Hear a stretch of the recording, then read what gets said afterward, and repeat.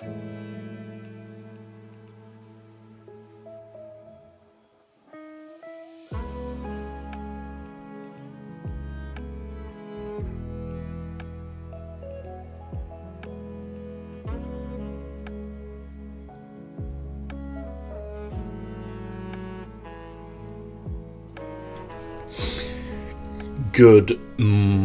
morning. So, I'm going to continue with the attribute system today. And yesterday, although it started off slow yesterday, it picked up speed towards the end of the stream. And we actually managed to get a pretty nice system in place. So I haven't looked into it since then, so I just want to do a quick recap of the system before I move on to the next part of it. So any entity that uses attributes in any way has an attribute handler. Self-explanatory name. This one keeps track of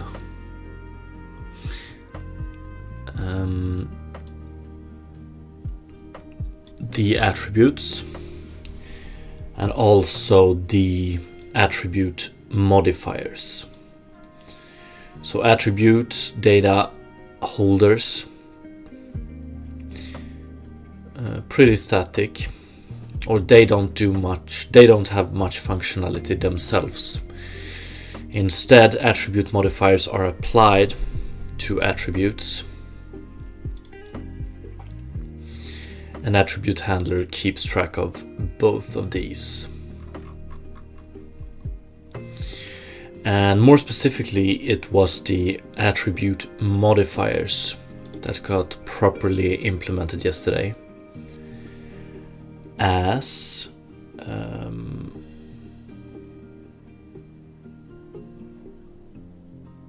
abstract classes. So an attribute modifier, this one is not abstract, but an attribute modifier consists of a scheduler and an action.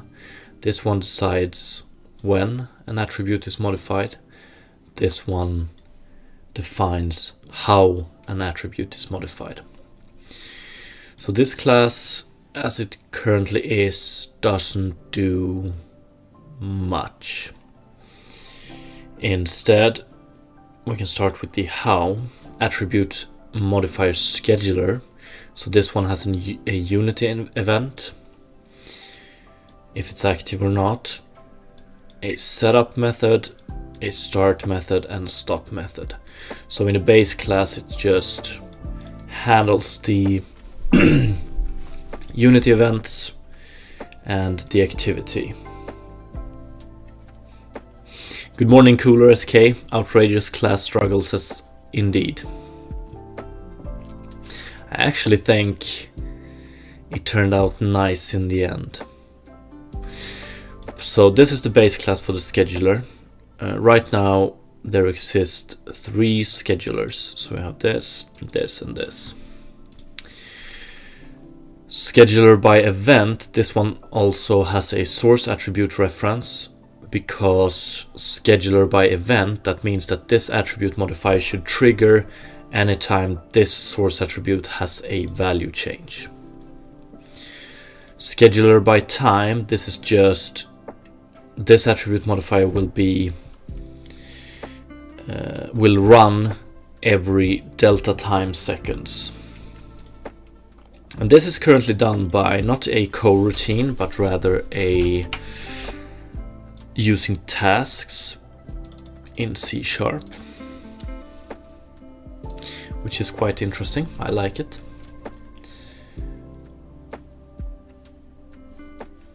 And then we have attribute modifier scheduler instant, which just triggers the event instantly. Although, well, this is one of the reasons that I think unit events here might be overkill.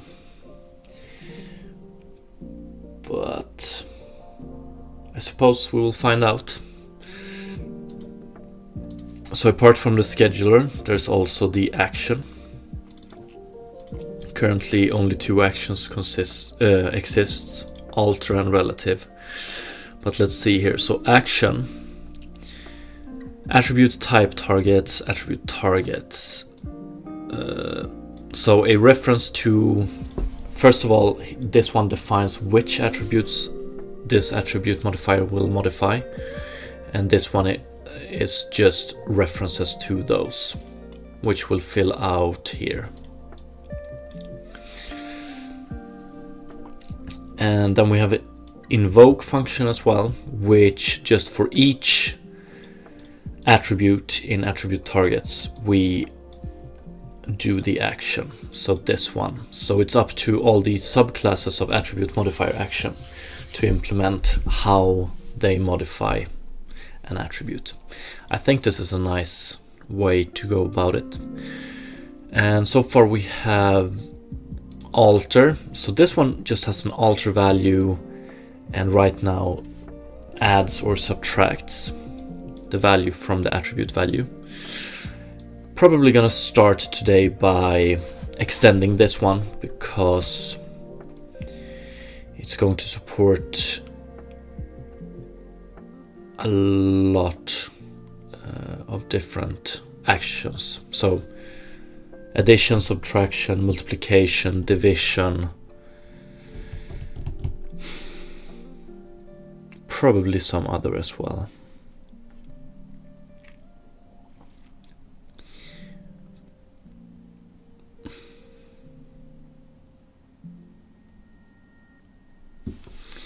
Alter value. Yeah, probably. I just need to check attribute instance.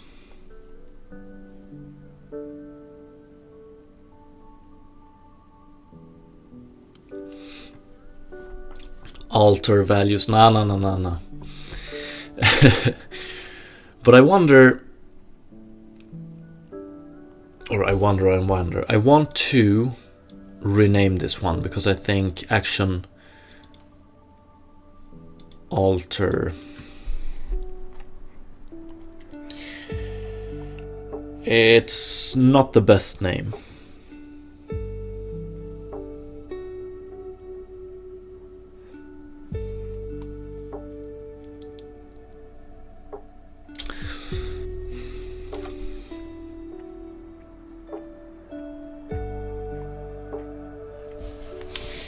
Travis C, what's up? I really like your game. Sucks that I caught this while heading to bed. Yeah. Well, you have a good night. Hopefully you can catch the video upload after this stream. But yeah, good night.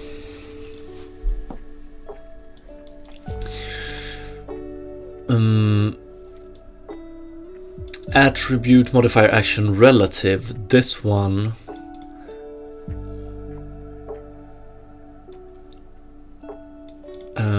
alters the value of the attribute based on another attribute.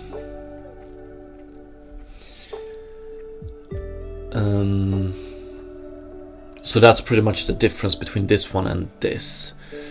It's just, is this, I might want to extend both this and this. So this might do, let's see here. They might be very similar in the way they alter values. It's just that this one does it relative to another attribute. I'm gonna have to think about that one. But I definitely want to fix this one. First of all, best case would be to also rename it.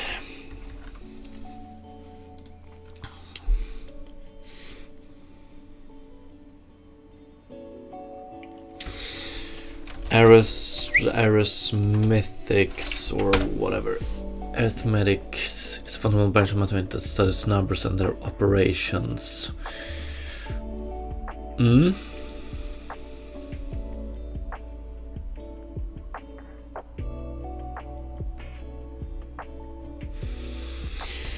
Arithmetic operations, addition and subtraction, multiplication and division, exponentation and logarithm would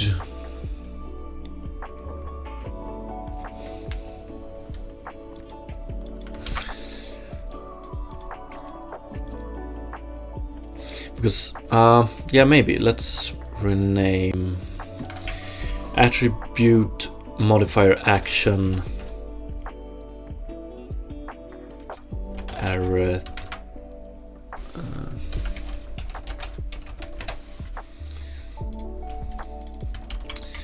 there we go. Oops.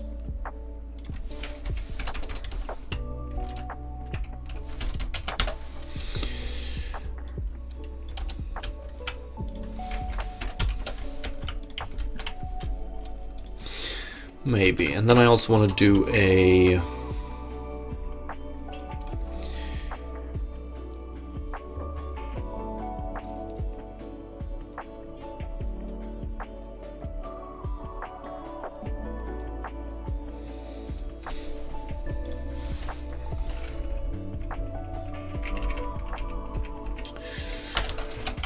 do I want it here? Public enum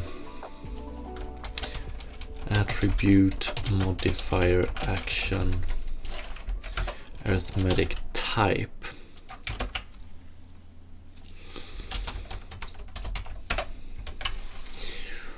Or keep it outside and just rename it to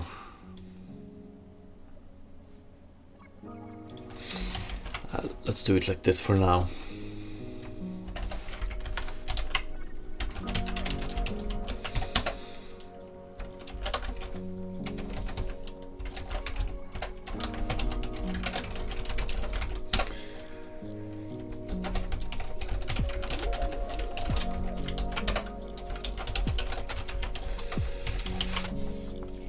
And then I also want a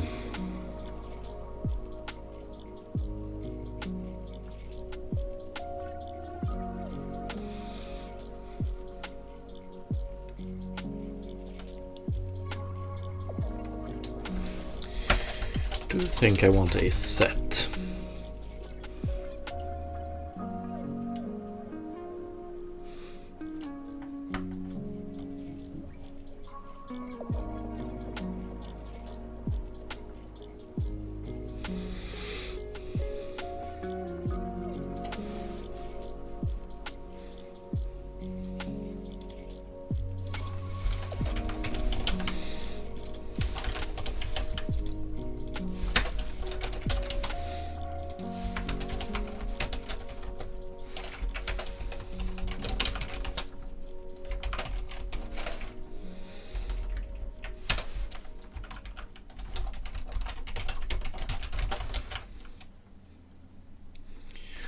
Or could just call it type.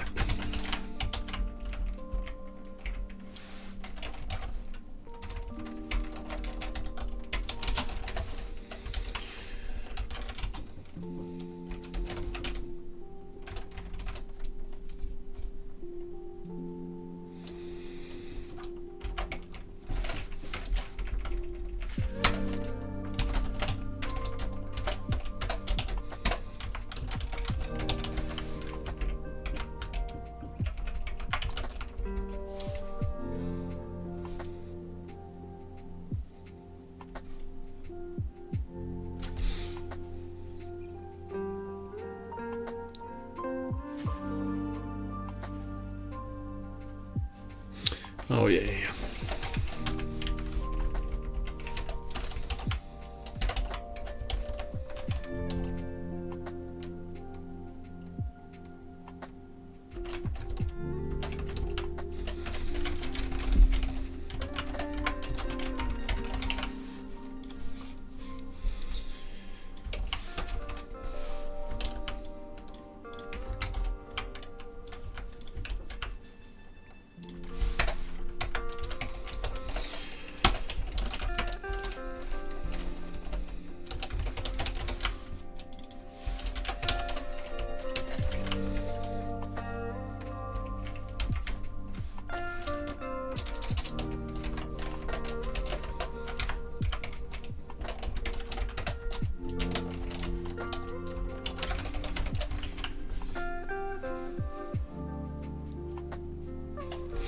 If only cooler SK, if only.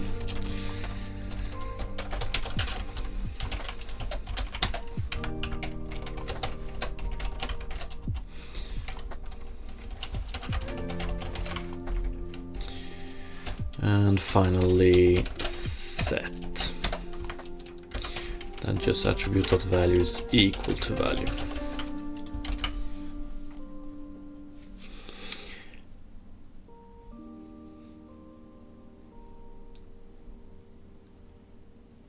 Yeah, if I was gonna bet on it, I would also go with a pyramid shape.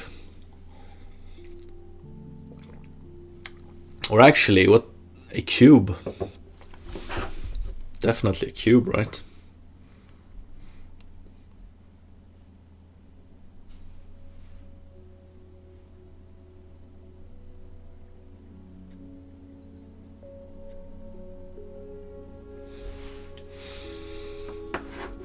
Okay, so this is nice.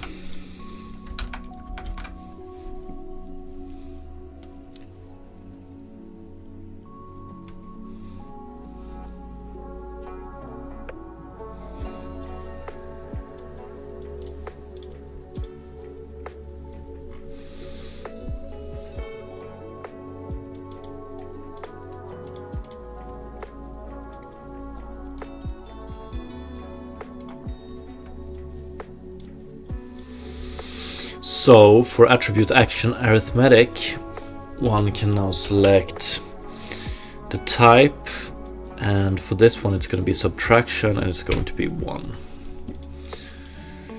Pretty nice.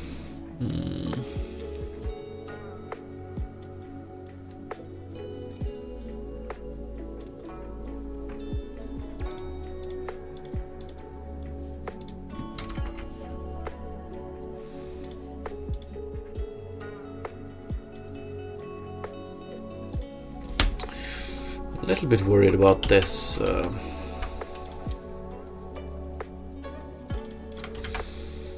That's probably okay.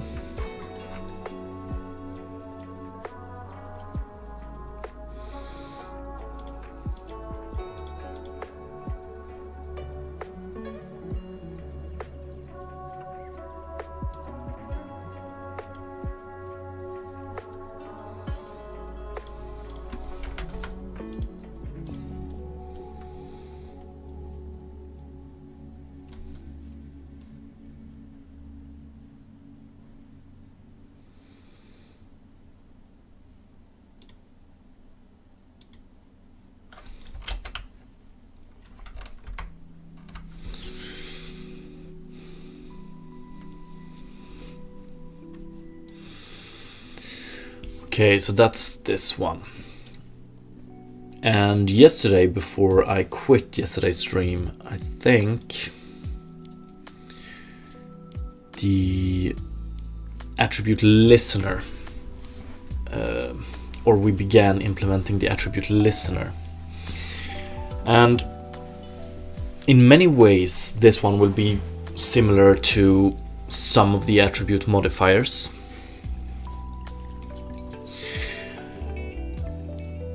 Like, it's the task of the attribute modifier to modify an attribute, and it's the task of the attribute listener to listen to an attribute, which some attribute modifiers actually does. But it's more about, an attribute listener is more about, listen to this attribute, if this happens, trigger this, basically.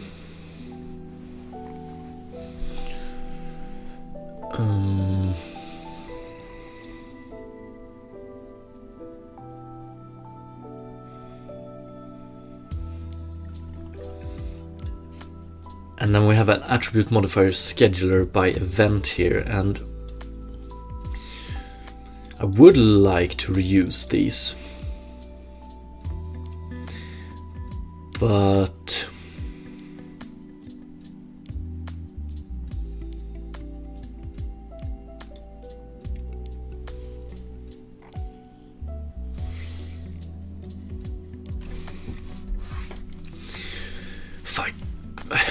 I'm starting to think that I might as well just rename this one a tiny bit, make it even more generic, because I mean an attribute listener is actually just an attribute modifier but with a non-modifier action.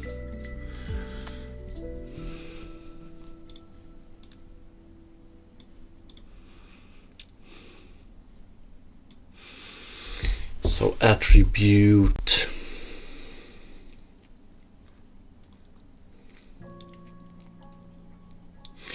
right, I don't think there's anything here.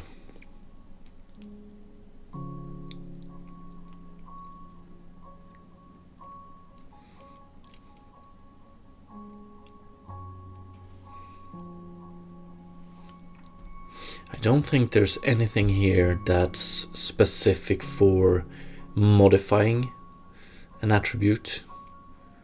So this one might as well be... So what is a good name for something that can modify but also can only just listen?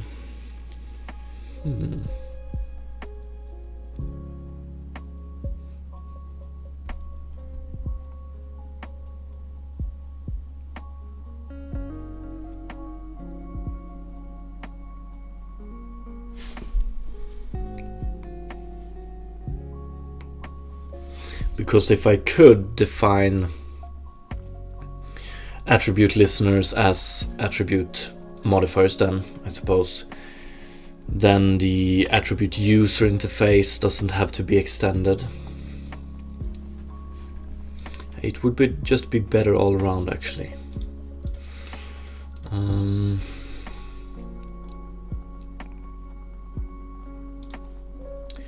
what do I want to call it?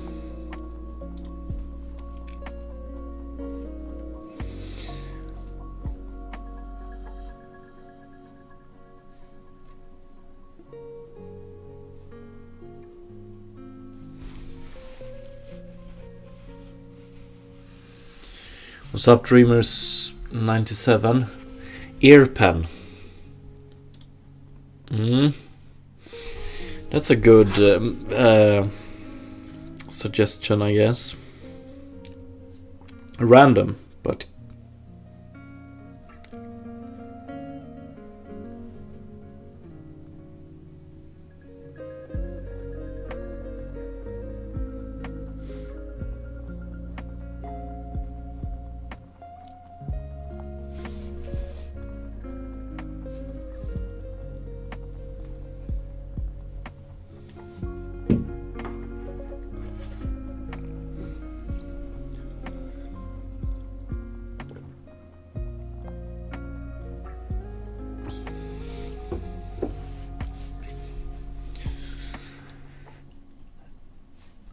let's see here. I just need to do attribute. I think I'm going to commit to making this even more generic, so I would like to remove attribute listener. I just need to check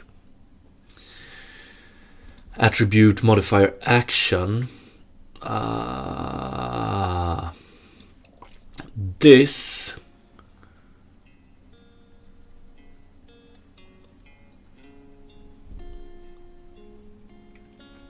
yeah, I understood that.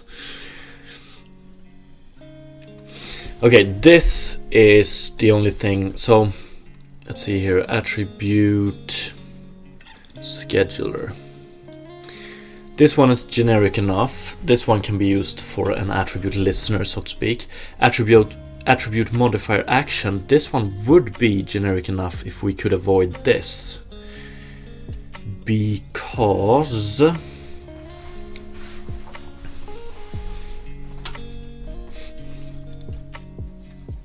an attribute listener won't have any targets, so might want to move this one.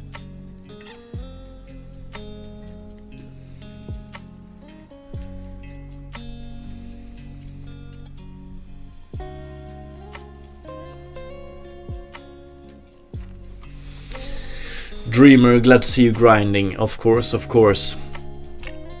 Aight, thanks for stopping by at least. And have a nice rest of the day.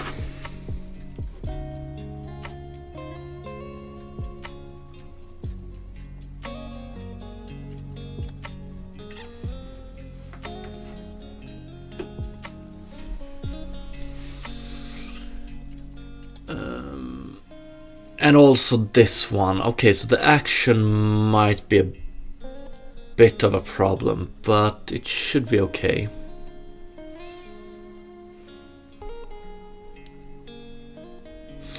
Could go with even more subclasses. So we have attribute modifier action and attribute modifier action with target attributes.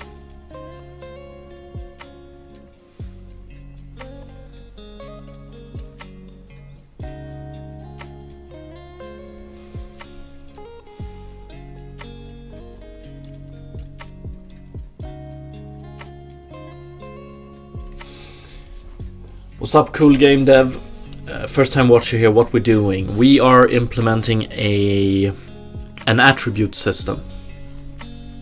So you know, character stats like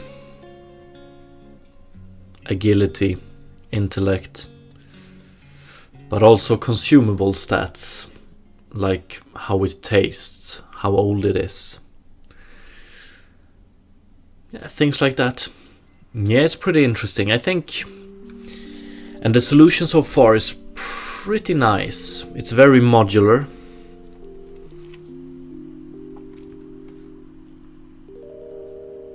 So that's the general what we're doing right now. The more specific is that I want to implement a not a component, but a class that listens to an attribute, and if that attribute happens to change value, this class will check that value, like, okay, so the new value, is it less than X? If so, trigger this event. Yeah, definitely. And the initial idea was to implement this in a separate class, but I actually noticed that attribute modifier is generic enough that with some extensions this could work as an attribute listener as well.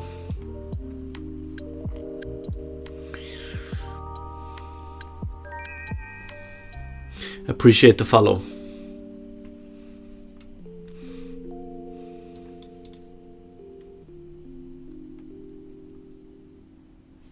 So now it's just a question about, okay, attribute modifier action. This one was a little bit more specific than I would like to. But we're probably just going to move that down a bit.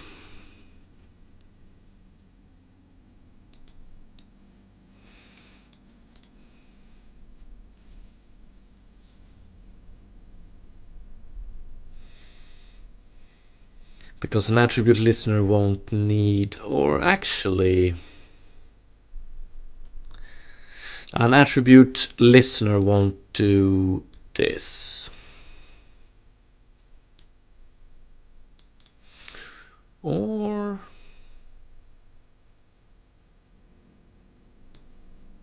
nah, it won't. Okay, so I need to rename attribute modifier and probably this as well. But to what?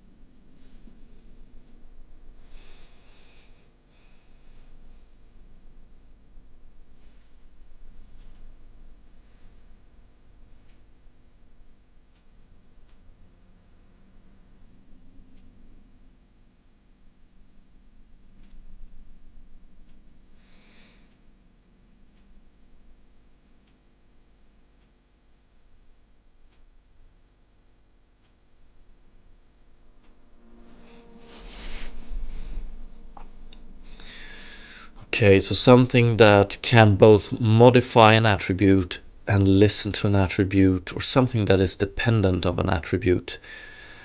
Could just be attribute functionality, but actually public class attribute functionality, and then you have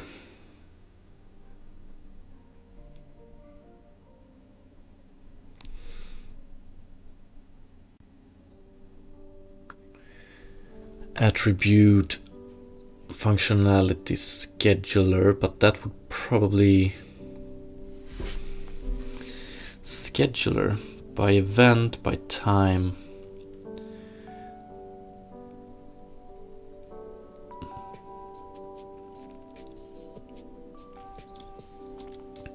Attribute functionality scheduler, yeah, might work. And then the question is attribute functionality.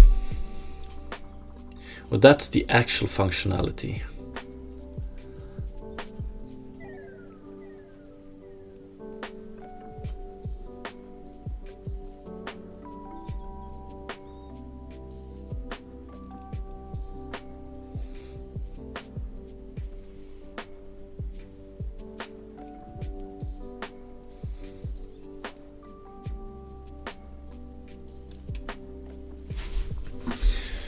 So you would basically have attribute function. Attribute function might actually be better than functionality. And then you go, so you have both a attribute function scheduler, and that one can be attribute function scheduler instant, let's see here,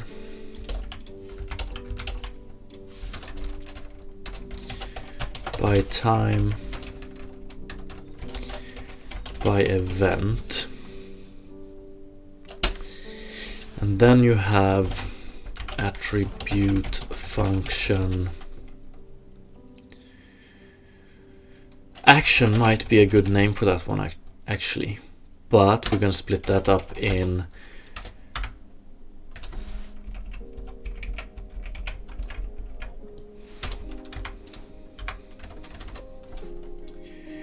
it's going to be attribute function action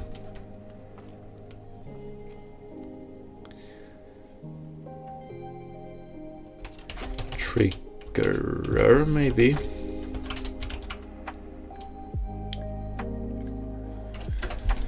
And attribute function action modifier.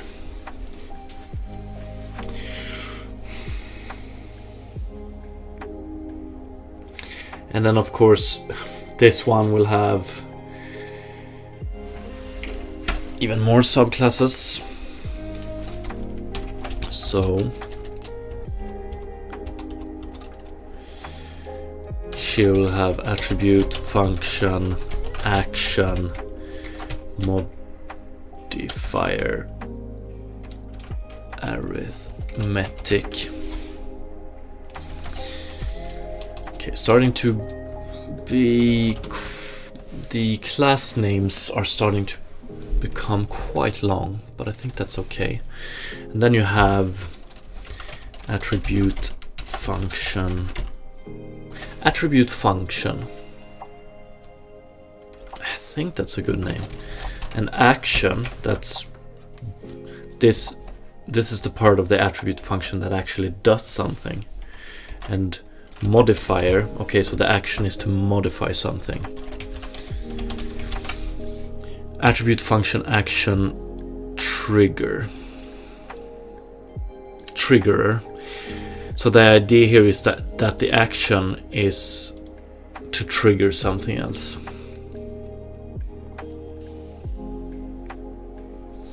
Better long names than obscure one, definitely. think we had someone say something similar yesterday, and I couldn't agree more. Although, with no...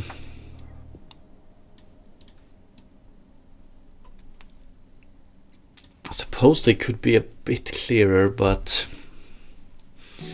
attribute function... I think... I mean, they can always change down the road, but I think this is good.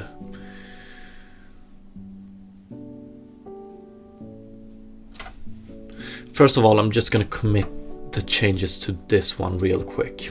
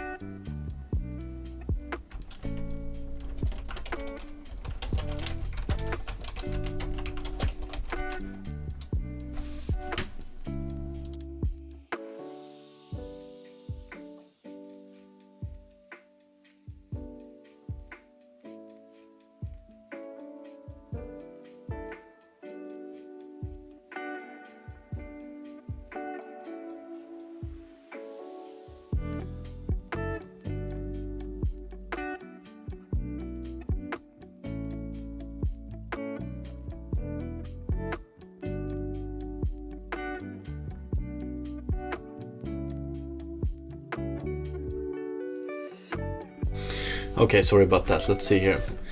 Okay, so let's do some renaming and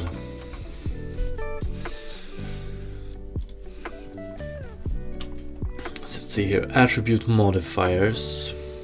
Ooh, it's gonna be a lot of renames. First of all, attribute listener. Let's delete this one.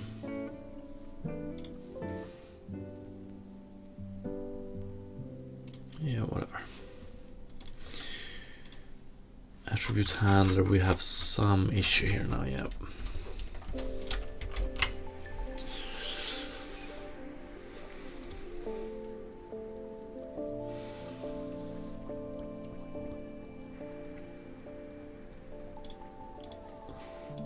Okay, let's start with this one. Attribute function.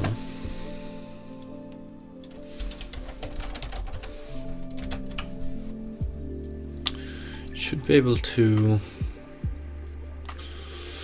Okay, let's see if we can do this by refactoring or refactoring functionality, because going through all of this and rechanging,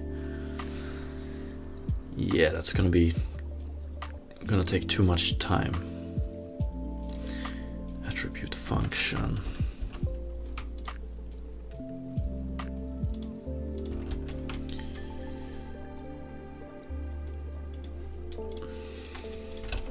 Okay. VS Code renaming class. Control RR in VS Code. I'm a little bit. I think I actually also got that suggestion last week, I think, and unfortunately that wasn't the shortcut for me. Here we Control R, so that's similar. Note that your keyboard should, but this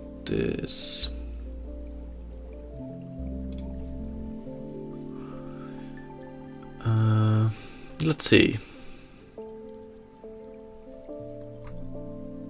But this is a Visual Studio and not specifically, yeah, so this is Visual Studio. I would like it for VS Code.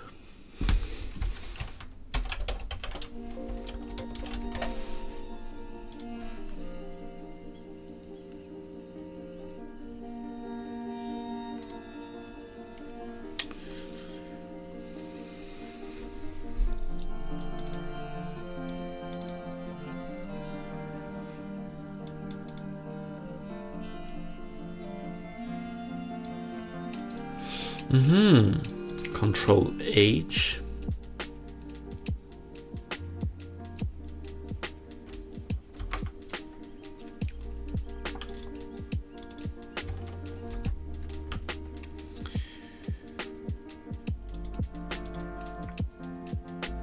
So that's find and replace.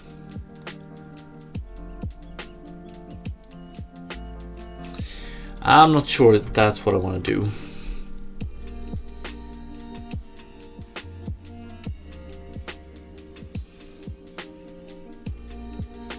Control F2.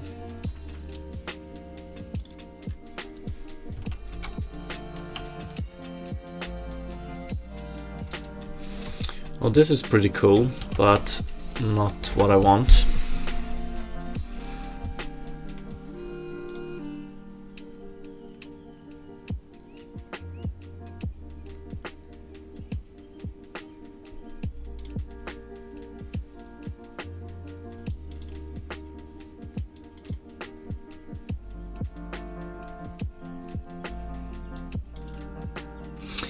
What?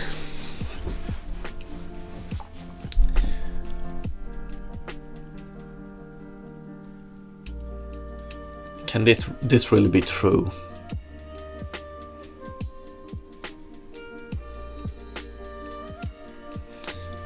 Just F2.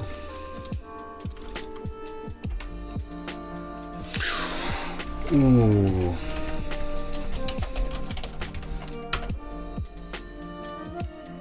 Okay.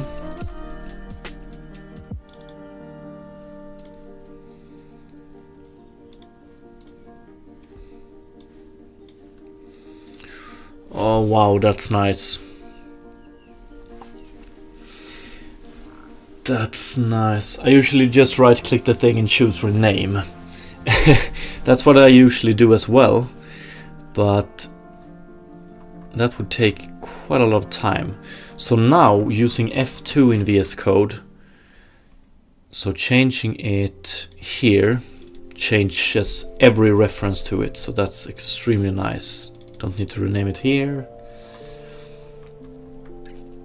I used to use, so first of all I used Visual Studio, then I used Visual Studio Community, and now I'm just running VS Code. I just love VS Code for its simplicity. Good morning, by the way, Hadukanan. Or, yeah. Okay, so attribute function. Ooh, would like to rename these as well, but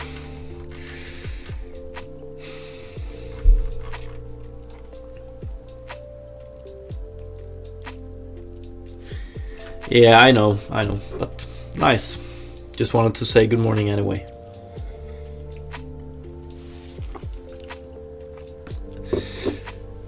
What's up, Naim? All the best to you too. Okay, let's change this one. And I also learned, okay, so F2, selecting something and calling like selecting this one and doing F2 renames it. Beautiful. And we can also do let's see if this works. Add attribute, or it's actually add attribute modifier I want to change. Let's do Control F2.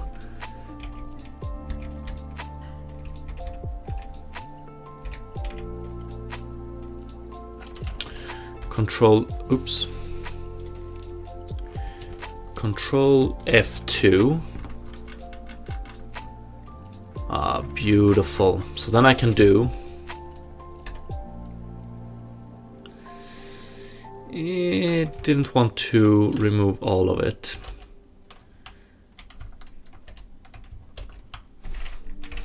Fuck it. Add attribute function. Nice. But Control F2 might have been the better option, maybe. I'm a little bit unsure of where it's called here, so it should be okay. Let's see. Select and right click, there is a rename there. Let's see, I want to try it.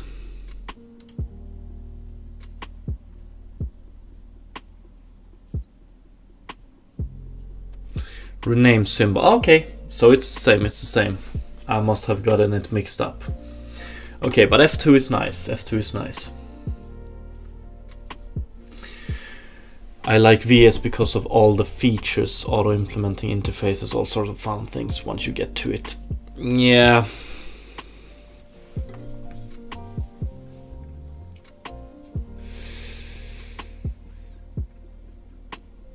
Yeah, there's sometimes I run into something where I feel like this feature would be nice in VS Code. And it exists in Visual Studio, but it's not often enough for me to switch over. I just like this clean and fast way of VS Code.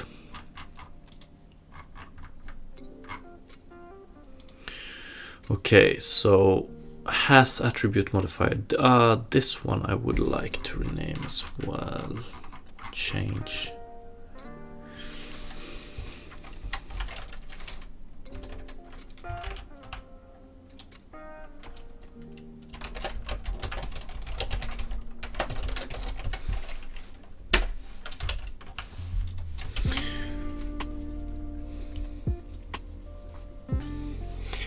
I don't like the regular VS, it is too bloated. Yes, I agree.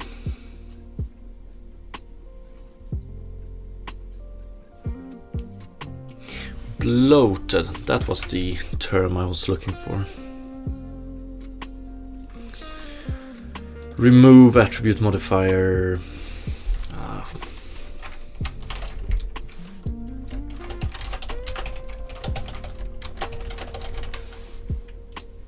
And then we have this as well. Oh, there's so many attribute modifier.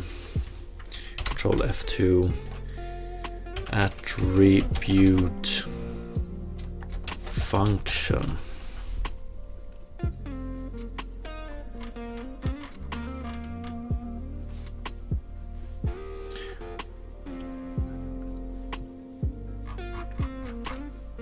Okay, nice. And then of course rename this file.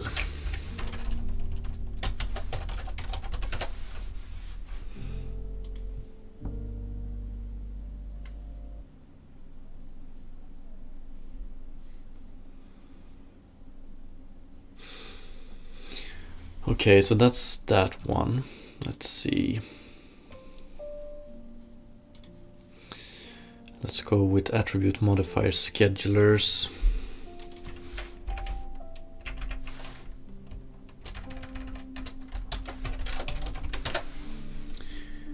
Attribute function schedulers.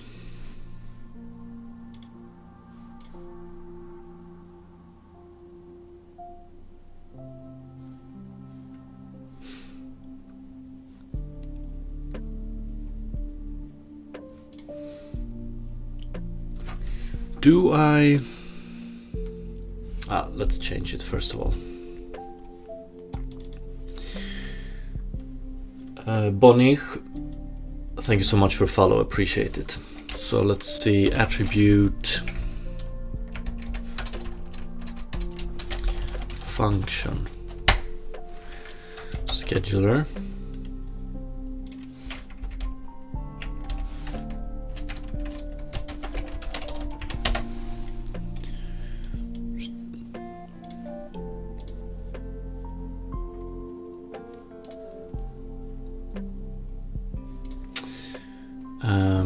Okay. Thought this would be resolved.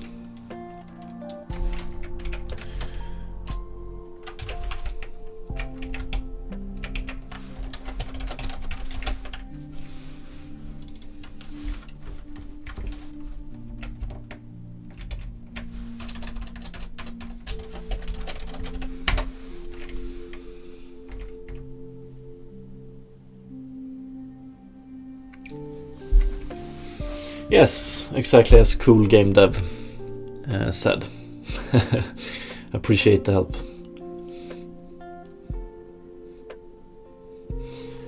Lady S, thank you so much for the follow. Appreciate it.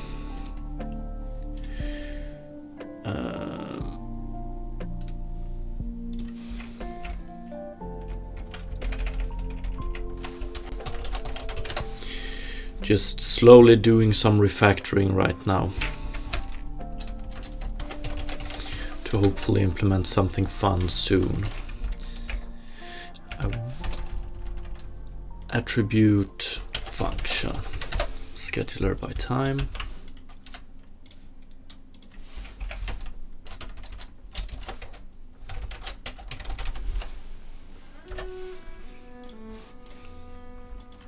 I wonder why this one didn't change. That's pretty weird.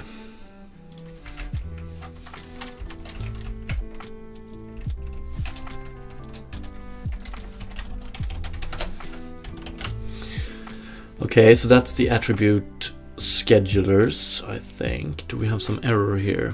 Yeah, of course we do.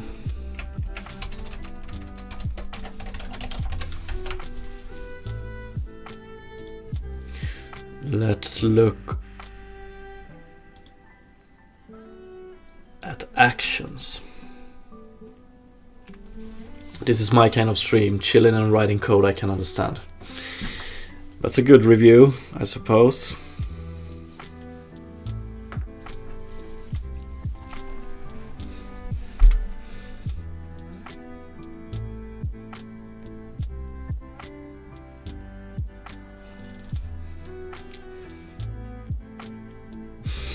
Okay, attribute modifier actions. It worries me a tiny bit that when I refactor the name of this one, so let's see if this works. Attribute function action. So refactor that one. Everything else looks good. And then I open up these. It actually refactored correctly here. Wonder why it didn't work previously, or with the scheduler. Might have done something wrong. So this one, and then I want to rename this one as well. Ooh, but actually, let's just rename it. I'm gonna do some other stuff soon, and then we have this one.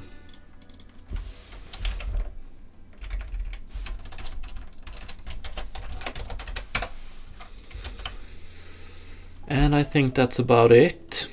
Let's see if there's some... Yeah, I want to rename this one as well.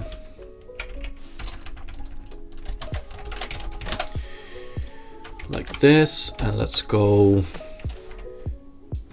modifier. Can I search?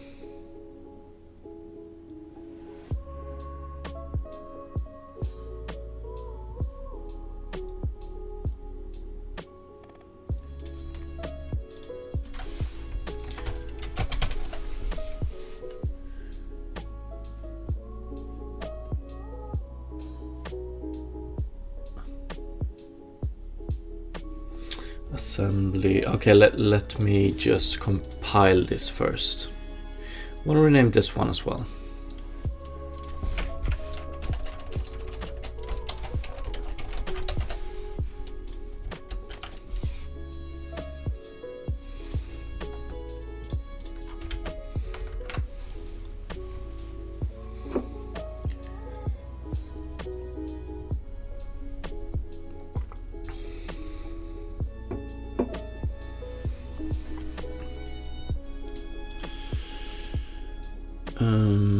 Yeah, so we just get a lot of problems with the serialization here. Oh, this is not good. That's not good at all.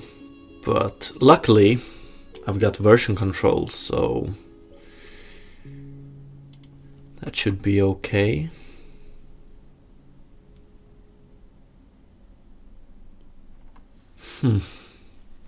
That sucks. Angry Rooster, what's up? How are you doing today? Let me just...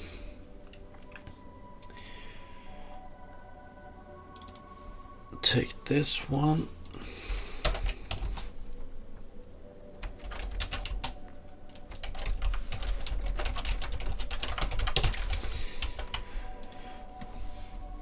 Yeah, I'm good. Thank you for asking. So, player movement, all of this got reset, and this is pretty bad.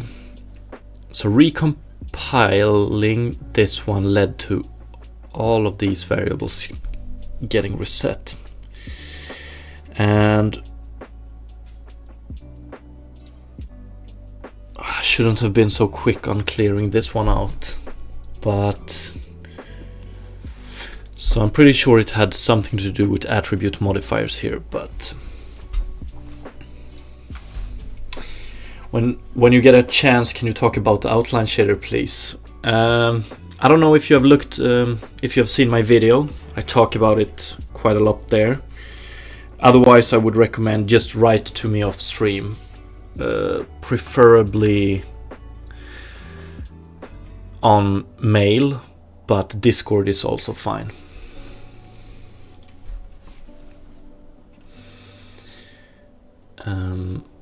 Okay, I think the reset, I've never been seen something like that happen before. I'm pretty sure it has to do with if I go to attribute function, pretty sure it has to do with these or serialized reference.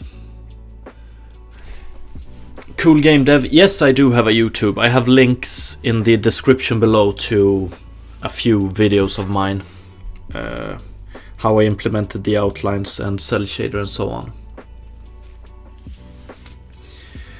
Angry Rooster, I'm your subscriber. I haven't seen it, but haven't seen it. I recommend it. If you still have any question after watching the video about the outlines, I'm happy to answer them.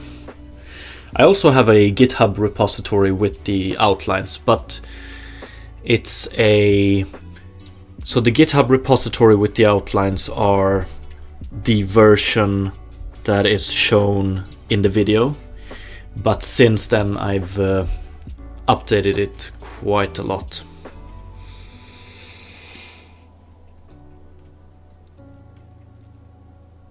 And Cool Game Dev, yes, I have a YouTube, and I'm currently like multi-streaming, so I'm streaming both to Twitch and YouTube, but some of the rules doesn't allow me to have both chats on the stream screen and so on. So if I'm talking or answering something you don't see in chat, it's probably because it's in the YouTube chat. Gets a bit weird. Okay, but no errors at least. Test consumable, did we... Okay, so nothing did reset here except for... And this is just... No, it's a little bit weird.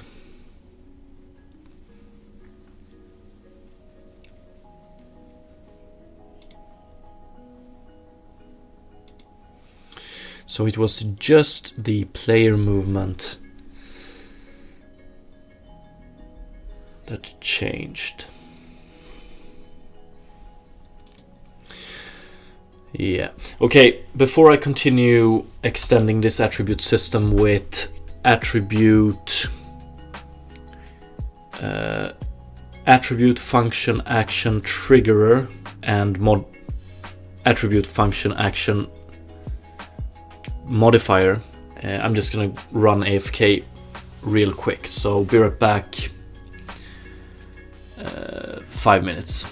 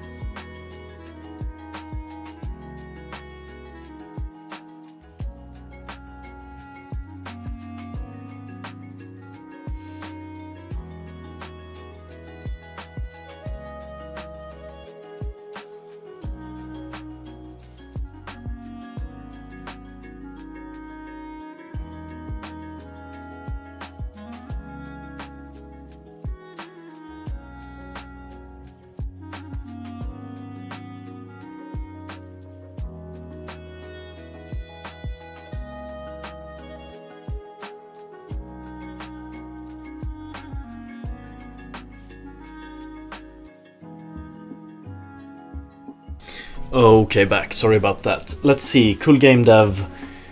The attribute instance generator should be attribute factory. Unless I'm misunderstanding the purpose.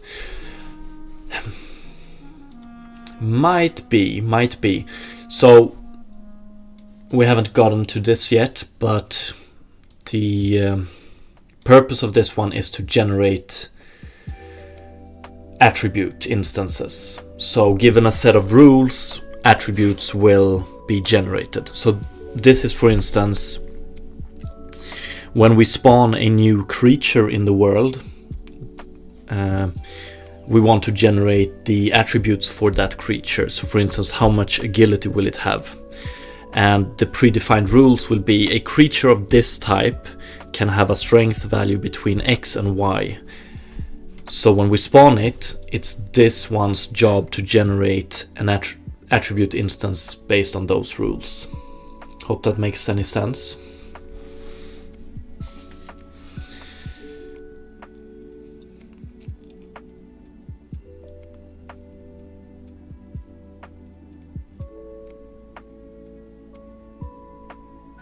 So I think the idea is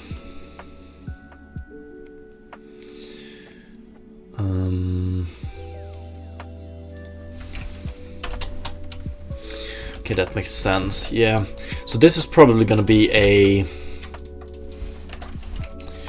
scriptable object, and it's going to have like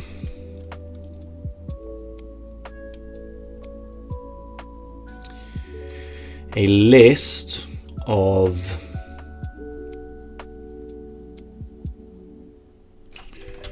what can we have?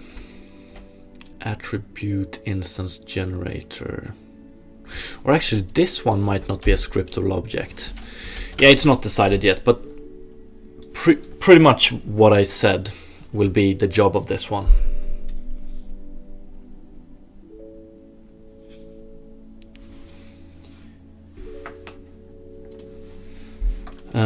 Okay, so attribute schedulers, those are named nicely. I just want to rename, I should have renamed them from the start, but I want to rename, let's see here, attribute modifier action. I want to introduce a attribute function. Oh, I haven't renamed these.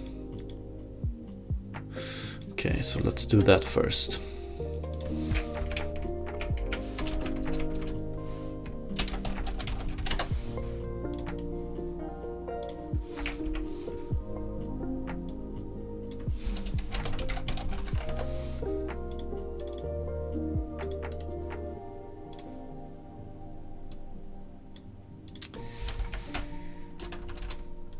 Attribute function action relative. Okay, so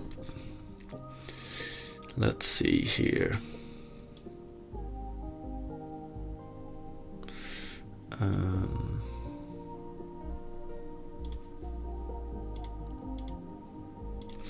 Attribute function. I want to create both an attribute function action trigger and a attribute function action modifier.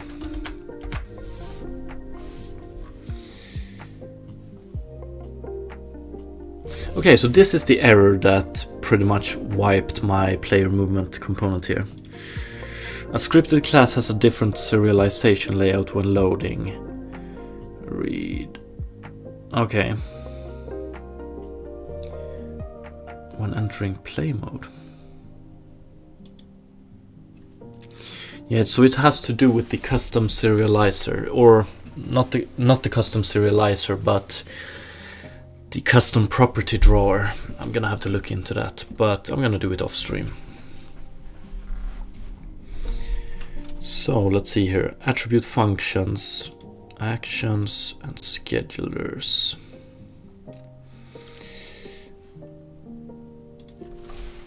Attribute function.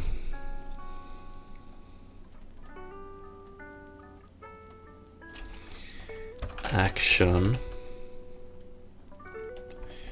modifier.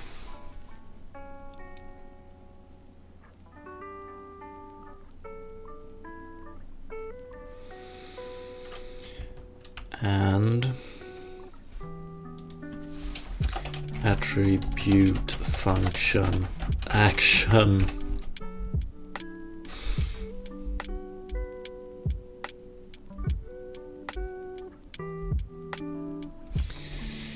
I don't know, a triggerer maybe.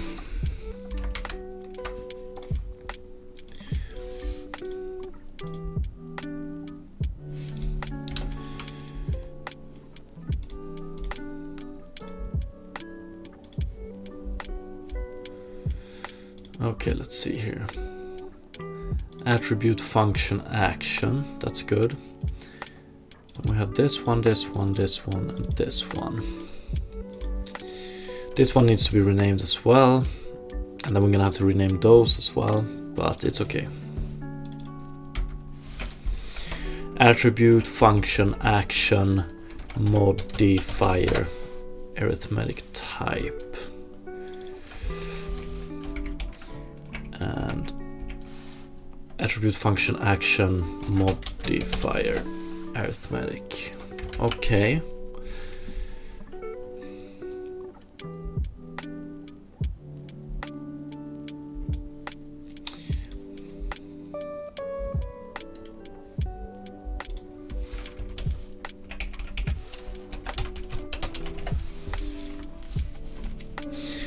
And then we have relative as well.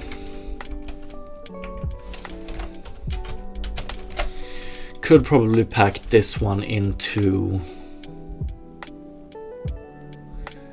modifier arithmetic, but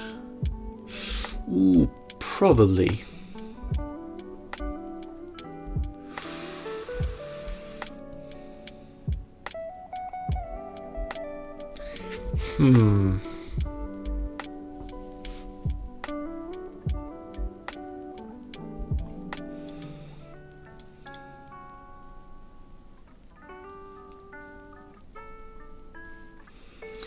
Modifier.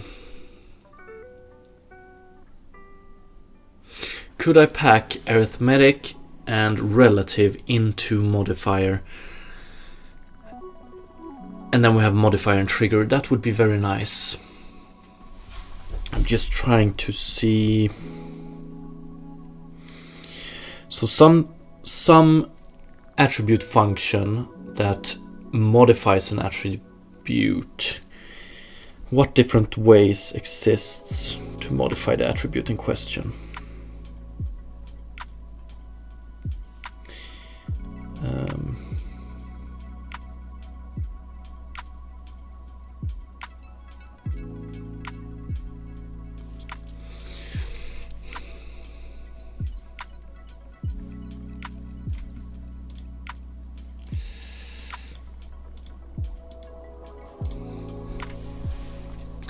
Would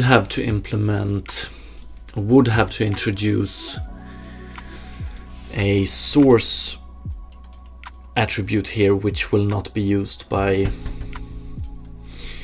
Yeah, it's more like, so addition, subtraction, multiplication, division, set. What I'm thinking is, so these are like direct ways to alter this value or to modify this value. This is not exactly as direct. It's basically setting the value by lerping by local bounds.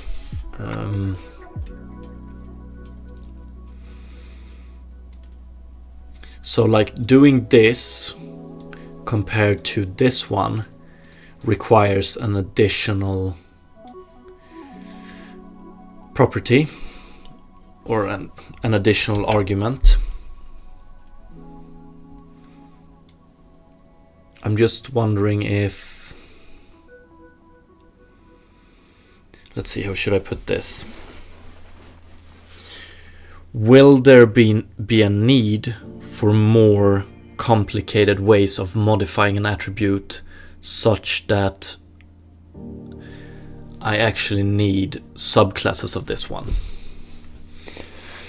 Right now I'm leaning towards no, so I'm thinking about just taking this one and merging them.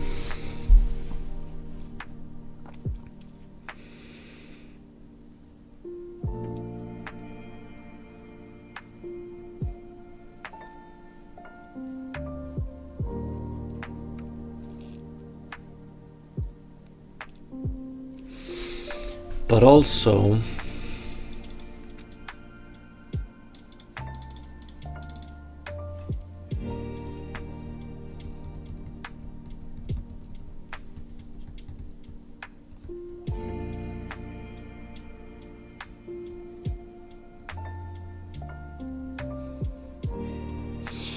make an overload that takes in a func. Yeah, definitely could do that, but this is more a question of, do I need subclasses or can I just put them all in one class? Or not all, but these two.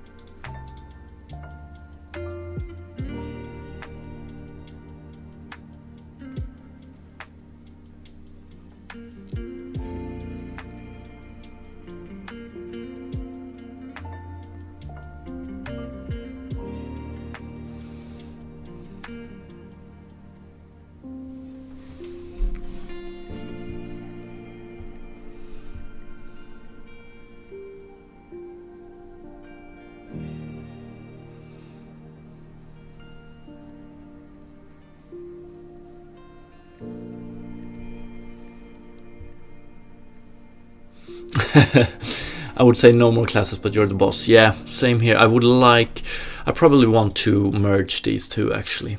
I think they are similar enough for a merge to be more than possible.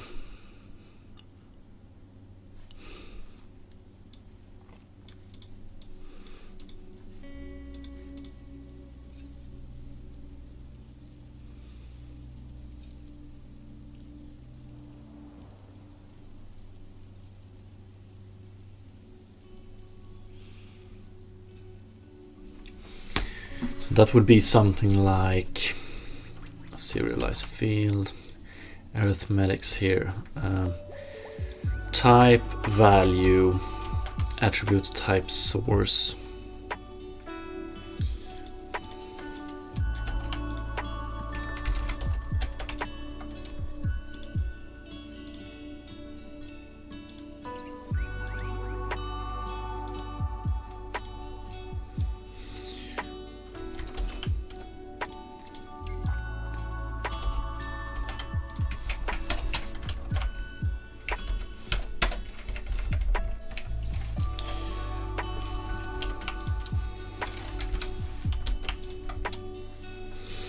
Yeah, let's do it like this. Attribute function action modifier, attribute function action. And then we want, yeah, action here is, these two are actually going to move over to modifier here. So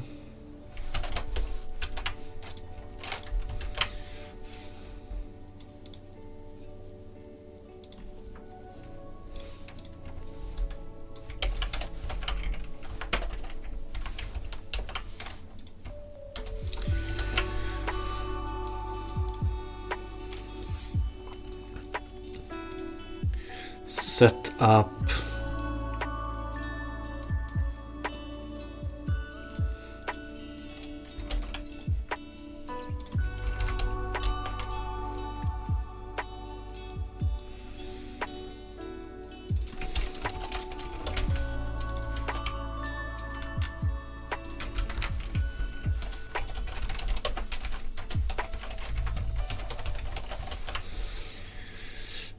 Setup here, or now when we have changed a couple of things, setup here might be better as, or all of these might actually be better as abstract, now when I think about it. So invoke,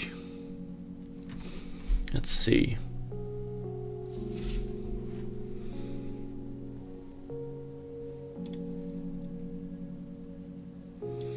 We're going to remove that one. We're going to put this one as abstract.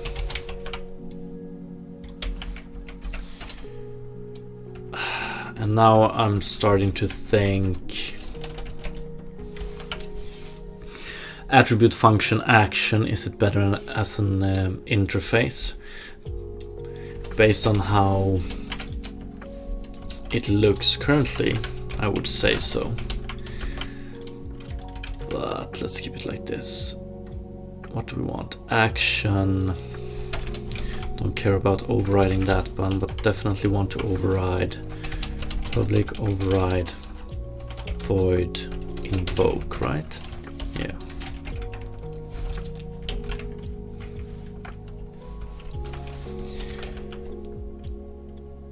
And here array for each. Okay, guess we're using. Nah, let's do system.array.forEach do action. Although then we're doing a lot of switch cases, so that sucks.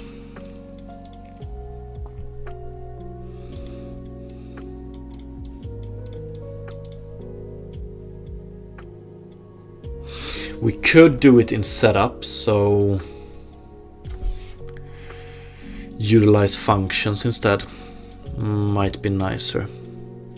Yeah, let's do that soon. To do rewrite to use functions or func instead.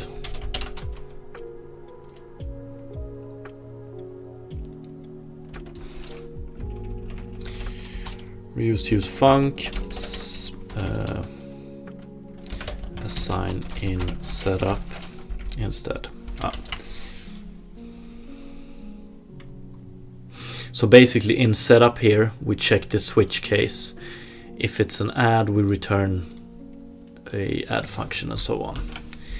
And that might also, I was a little bit afraid of this, if we were going to have to check if this was null or not in every action, but I don't think so.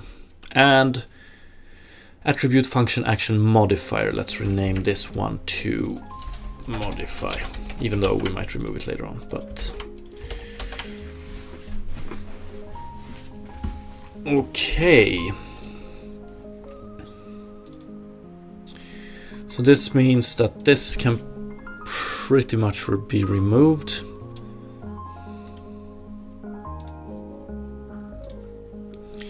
So can, I'm not done with this one just yet. So modifier, we're gonna simplify the name here as well. So modifier type. I should have, let's do it like this.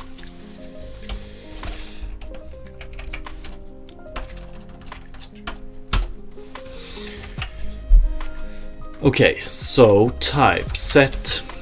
Here I want to introduce lerp value by local bounds.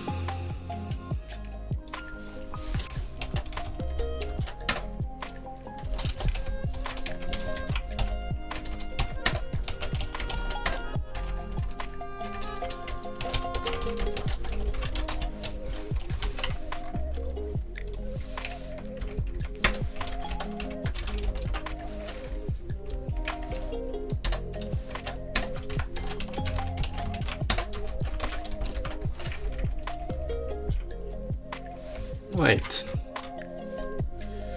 We're gonna implement global bounds later on. For now, we're gonna have local bounds and lerp value by local bounds inverted.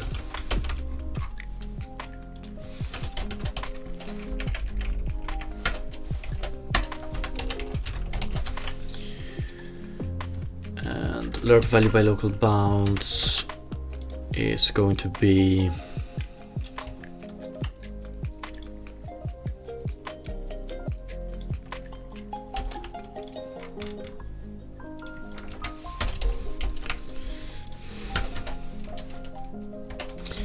if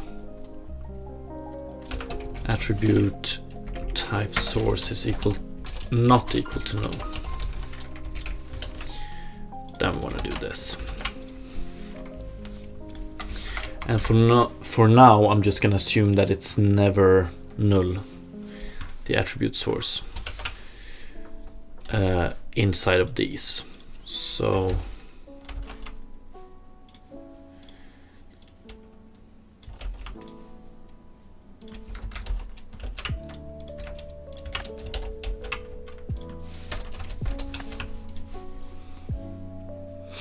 but then again,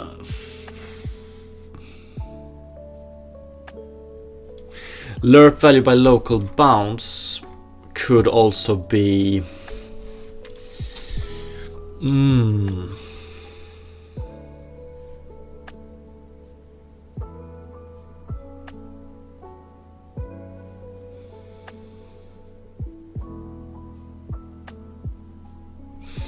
for these, probably want something like value. I wonder if I want to do it in such a way that if this one isn't set, if this one is null, but this one is selected, then we return this function. If this one is selected and this one is set, then we return lerp value by local bounds, but instead of this one we use the attribute source value. But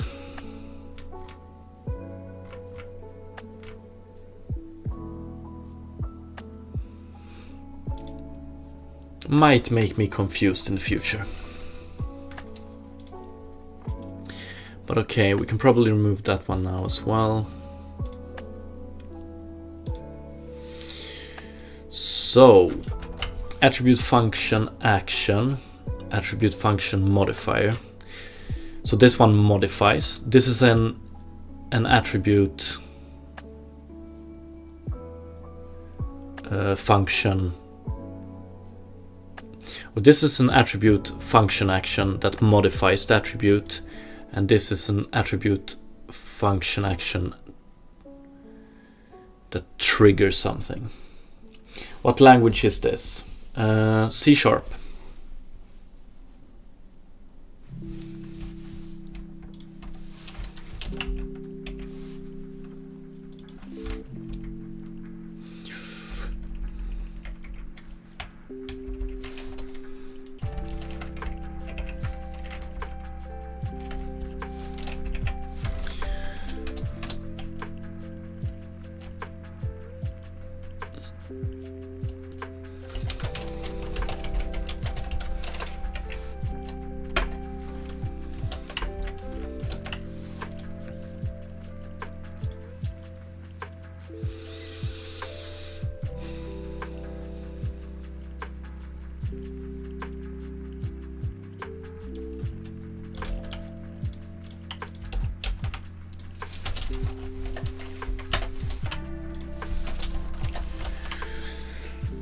Triggerer.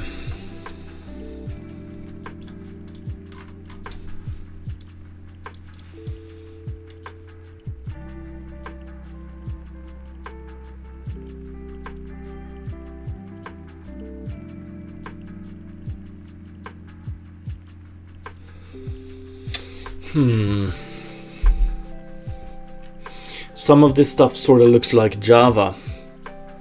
Yeah, it was. Let's see here. Last time I touched Java was 2014, maybe. But yeah, I agree to some point. I think, yeah, it definitely does. Some of the parts, I agree.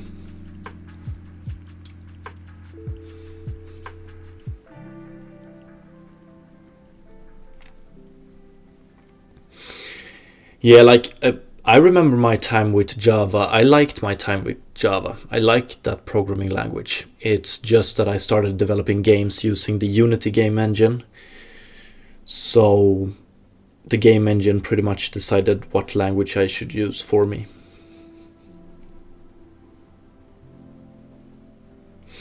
Yeah, it was inspired of Java, but less stupid. Maybe.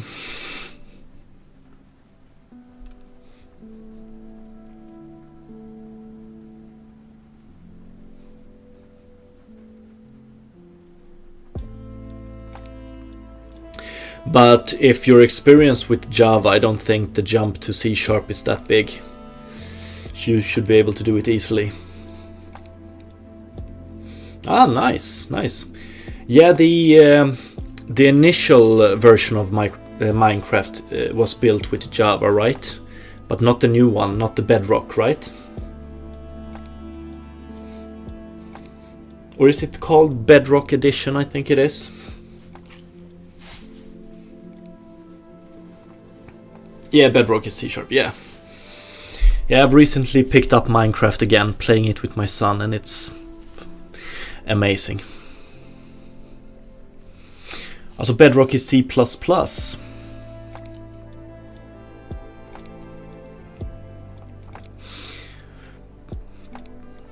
Plugins and servers, that's still nice. That's very nice.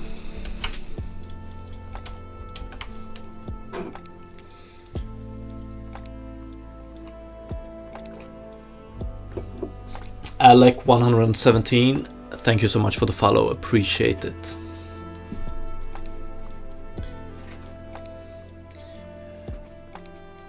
And Cameron Bow as well, appreciate it.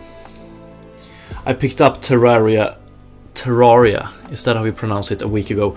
I have never played that game. I've been just on the edge of purchasing it and playing it, but I've never committed. Maybe in the future when my son is a little bit older. Or actually, he might be a good age for it now. I might look into it.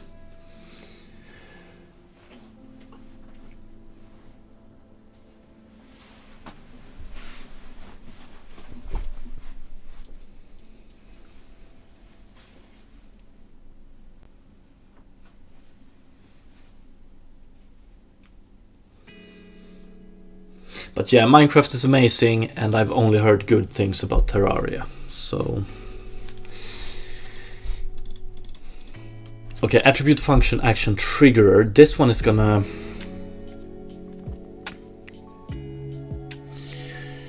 Triggerer...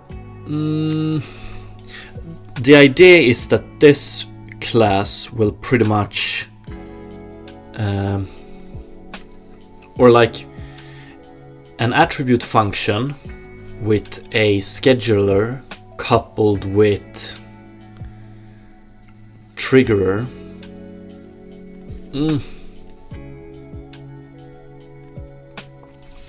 Maybe I should rename it attribute function action. This is hard. So basically what I want to do is I want an attribute function that has a scheduler that listens to an attribute. And then I want the action, in this case the action triggerer, to... So when scheduler invokes this one will compare or will check the value of the attribute that is being listened on, compare it to something, and if it's below or above a threshold, it will trigger a function, pretty much.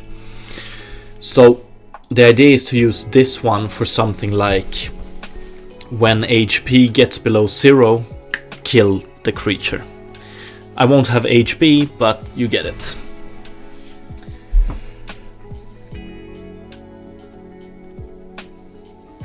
Harukanan. How old is your child process? Is that just a nice name too? Or another term for my child, or another way to say how old is your child? Or am I misunderstanding something?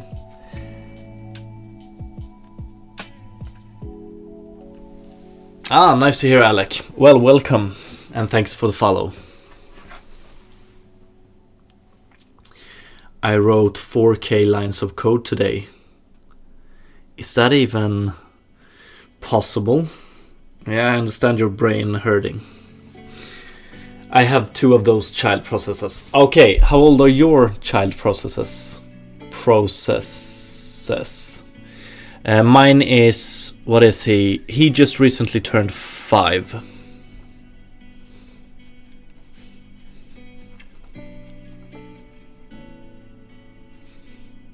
Got himself a Switch when he turned 5, so I've been watching him play Legend of Zelda Link's Awakening, and it's been fucking amazing.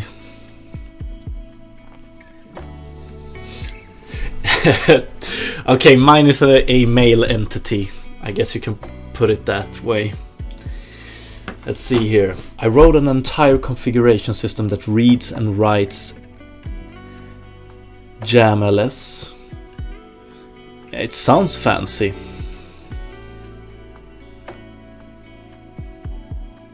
Definitely sounds fancy. If he's 5, he might be a little too young for Terraria. Yeah, maybe.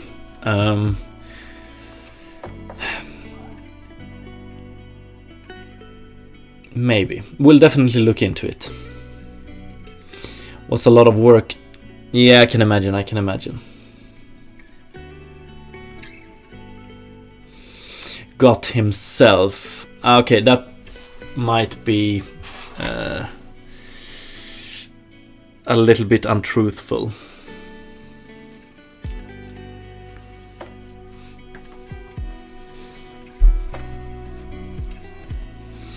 It's rated teen. Wow, okay.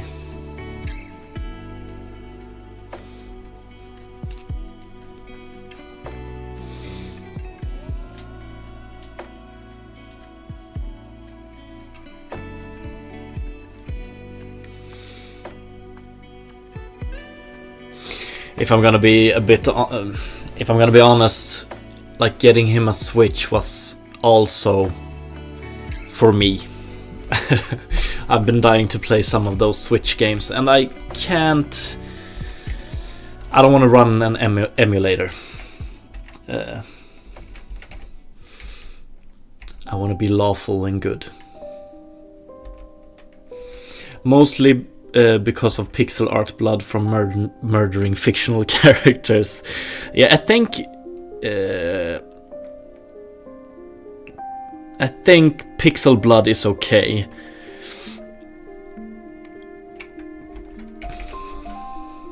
Unfortunately, he has snuck into my office, quote unquote office, while I've been playing Counter-Strike, and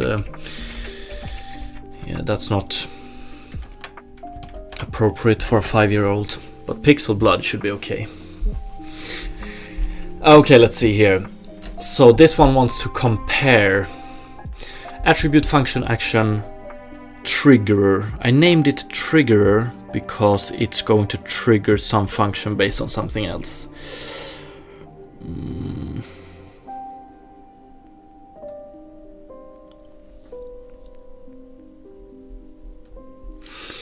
Triggerer, that's one of the worst names, I think. Yes, he's definitely learned the CS language.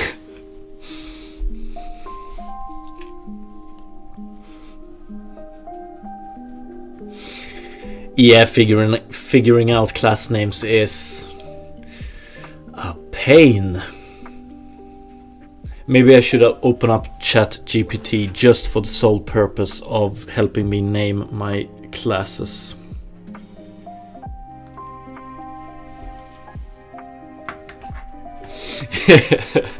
Yeah, but I mean, like, it's good usage.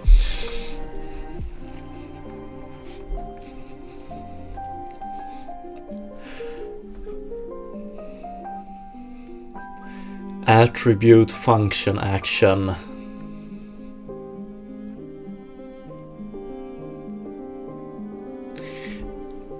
triggerer. Event trigger. Event trigger might actually be better, I suppose. GitHub Copilot is awesome. Yeah, I've heard so. Might want to try it out someday.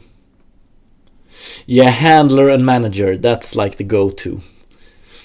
Or used to be for me. I've tried to move away from it a little bit.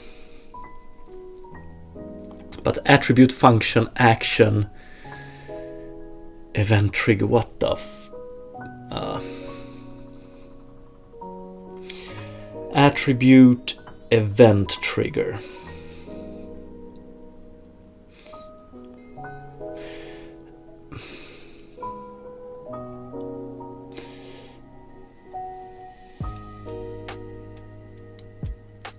I could, let's see here, attribute, function, like it's in the naming. I also want to convey the base classes and such, if that makes any sense, or wrappers or whatever it's called. So attribute function, an attribute function, maybe actually attribute function scheduler. Okay, I like this name, but attribute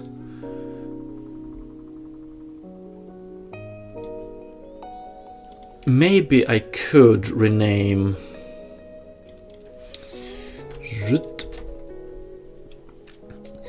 only these, because I like the name attribute function, I like the name attribute function scheduler. So this is a scheduler used within attribute function, although this might imply that it's a subclass maybe. Nah, it shouldn't. But this one, so if this one would be something like attribute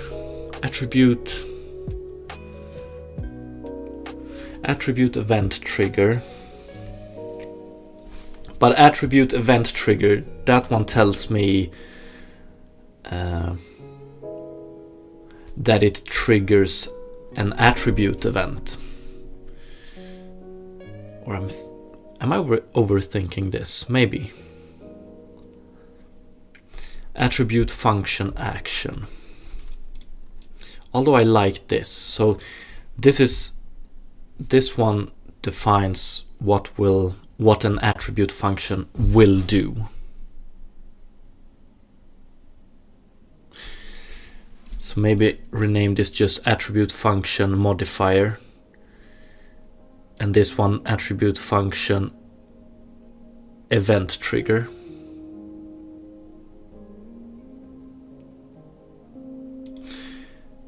Attribute function, Jesus.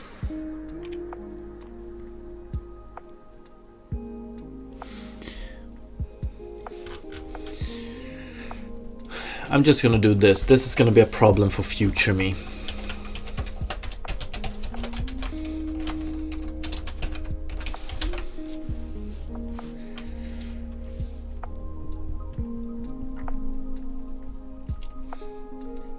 Attribute action trigger.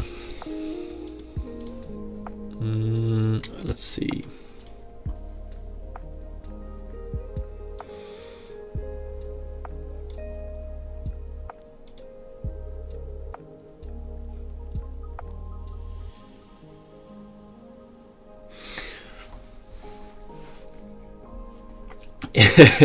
Yeah.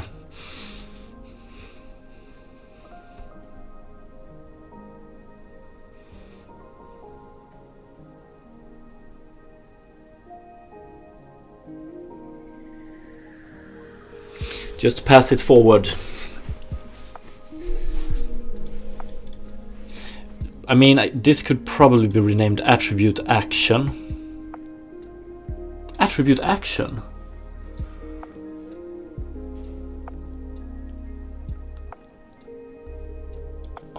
Or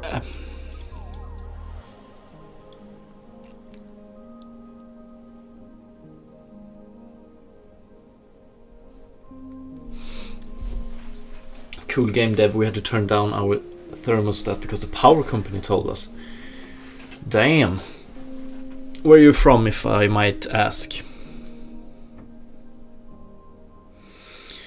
Coding, spending half the time figuring out the structure's name. Yep.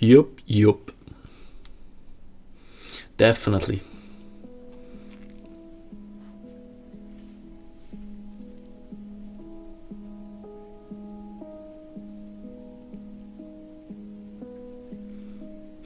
Yeah, fuck it. I'm gonna leave it to the future me. I'm gonna hate past me, but let's do it. So like attribute action trigger and attribute event trigger are both good names. It's just I need to think about it. Nebraska. Am I pronouncing that correctly? Let's see.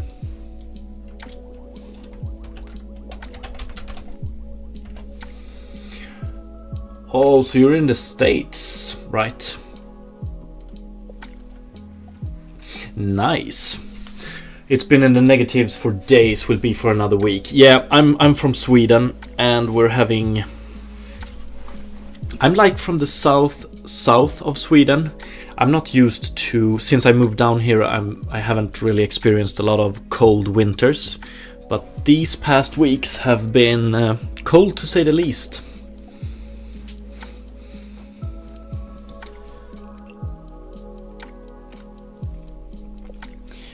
I spent more time recoding stuff because I recoded the inheriting methods than I ever want to do again. That's pretty much how I feel right now.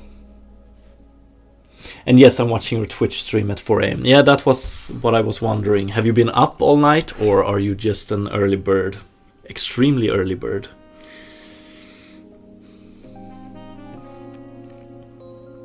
Oh, nice.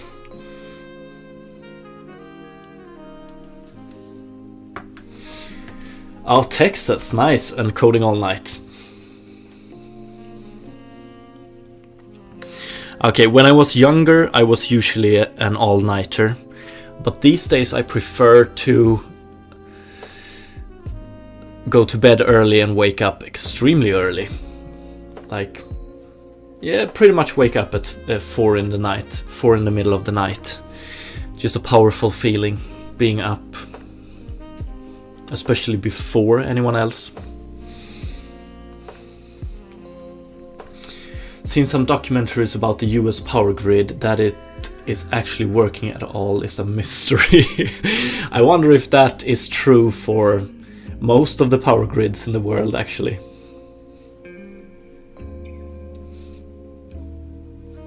Yeah.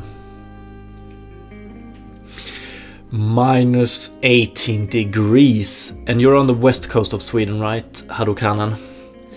Minus 18. Damn. No, it's no problem at all. Everybody is free to mistype things in this chat.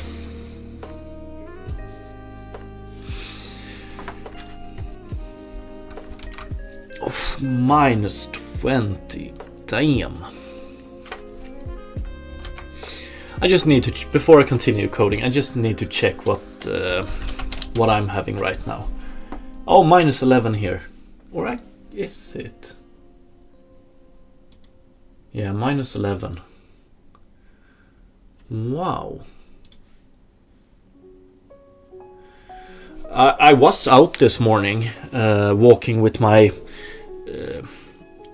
I dragged my son on a sled to daycare, and I mean, it felt cold, but not below minus 11, that's for sure.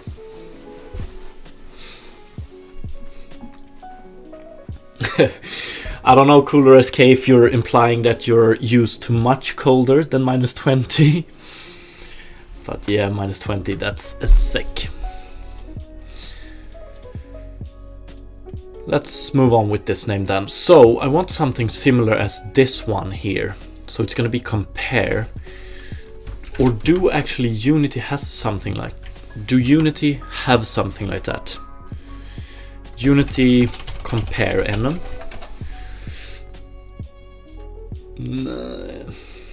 How would I...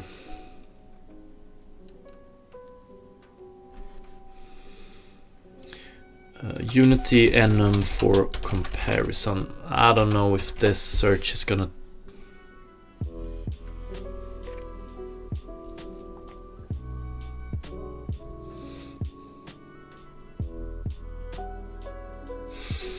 So, full transparency, I've never used, or I've quickly tried some of these AI or AGIs. Never for stuff like this though. So probably should.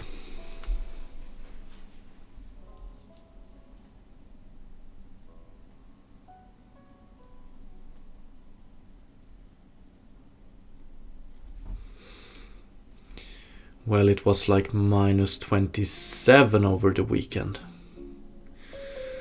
Oh shit. You can cast to int and compare. Yeah, of course. But what I'm doing now is... Let's see, I want something similar to this, but comparisons. So that one would be... Trigger compare type. So this one would be like equal, equal, non-equal. So what I was searching for is, does Unity already have an enum like this? I think it should, because if... I think I've seen something like that being used, but I don't know.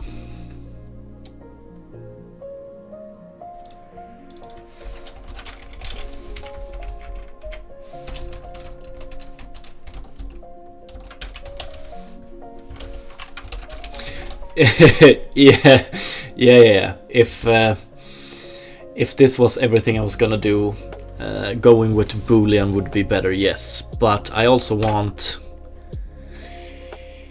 less than, and so on. So basically I want to be able to define how this one will compare to the attribute value.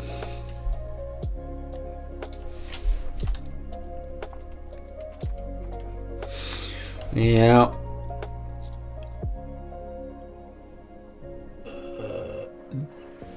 Desidio, thank you so much for the follow. Appreciated. Equal, non-equal, less than, and equal. Whatever are they called? Or what are they called, rather? A little bit worried about this as well, but let's go.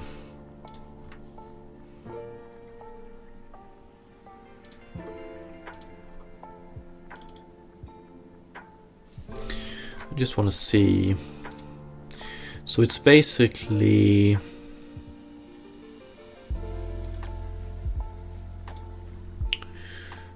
comparison. It's basically something like this. I want to implement in code. So it's all of these.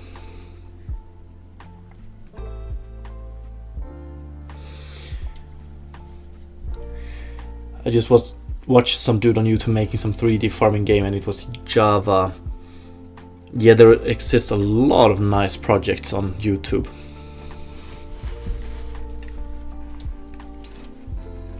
So, just want to go back. So, I want to have all of these options. Equal, not equal, less, less or equal, greater, greater or equal. And I just wonder, like, it feels like Unity already has an enum like this somewhere.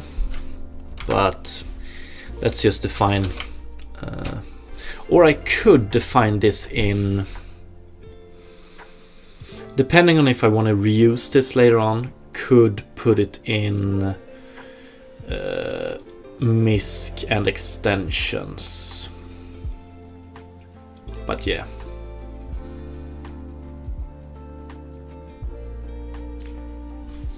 Yeah, you can definitely go somewhere with Java. I wonder though, game engine Java. Does it exist any nice JMonkey engine? I've heard about that. That's old, right?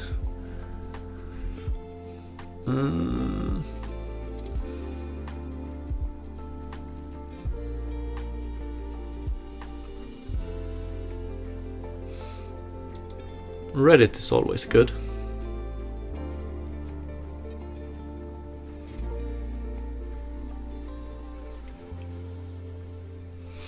libgdx. Bad Logic Games. Oops.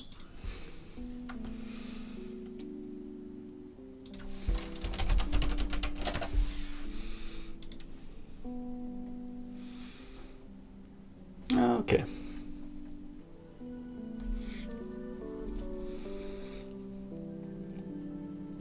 I'm making a Combat 2D top-down RPG in Unity, but turn-based.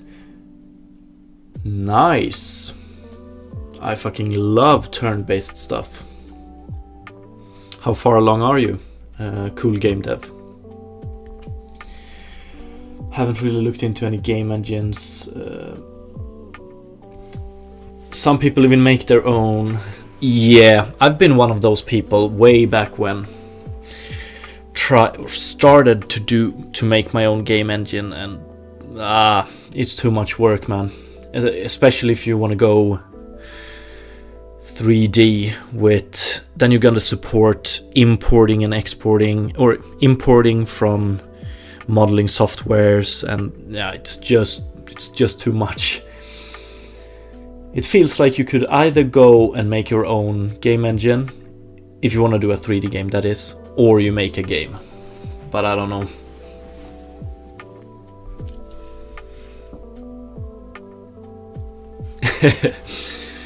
Yeah. But I think, so there exists both frameworks and game engines for Java, so should be easy. And then once again, the step, or going to C# from Java is not that big, I think. Still laying the foundation. Aight. Feel free to share when you have something to share, so to say. Okay, so equal, not equal. Less,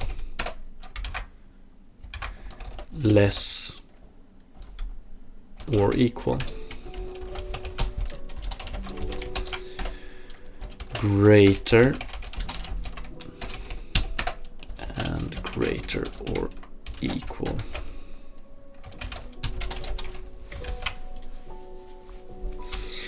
Invoke. So basically, attribute function action, or base attribute function. It's gonna have a scheduler that listens to value change on a attribute or an attribute. And if the value change, the action will be invoked. So this one will be called. So set up here to do set up. Let's just leave it blank for now. Invoke. So here's the thing, switch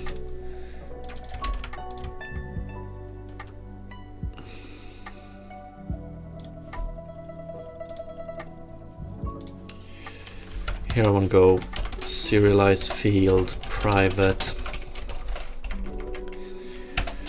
compare type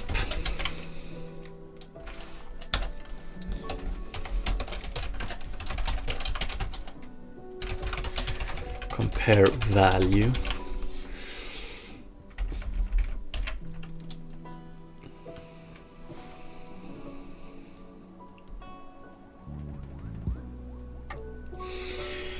Grid turn-based combat. I love turn-based combat, and I love grid-based games. I don't know what it is. It just talks to me. And I've been thinking about doing something similar myself as well. But that will probably be a game jam project or something like this. Something like that. Also, good luck coding a beautiful game in Java. Unity or UE5. If low poly 2D. Yeah, that's... Exactly. I feel like that's extremely dependent on the game engine. So...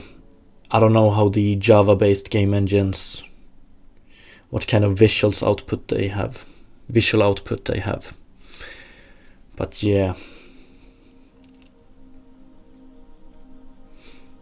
I feel like Unity has come an extremely long way lately. Like, I'm just working with URP, but when I look at some of the things that the, what is it called? HDRP, high definition render pipeline, is putting out, I'm just in awe. It's amazing. Okay, so invoke here is going to be compare type case equal, or actually we're going to do it like this: private bool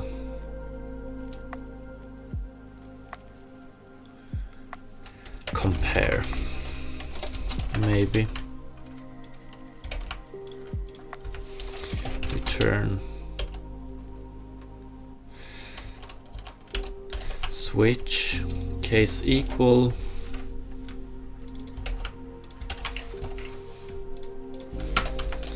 return.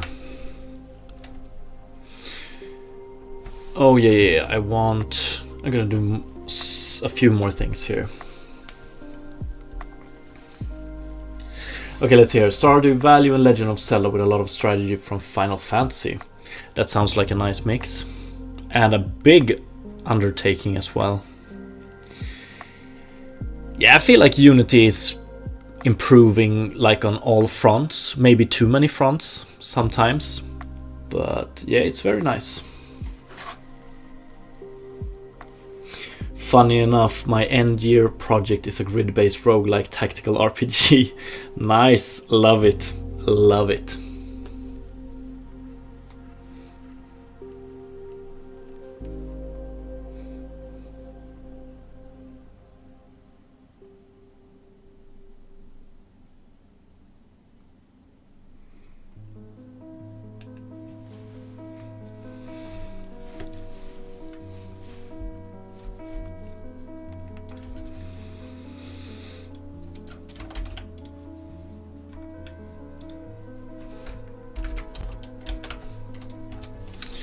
Attribute type source. Yeah, we're gonna keep this. And attribute modifier. Okay, so this one is actually... Oh, let's do it like this then. We take this. And we take this. And we move it to this one.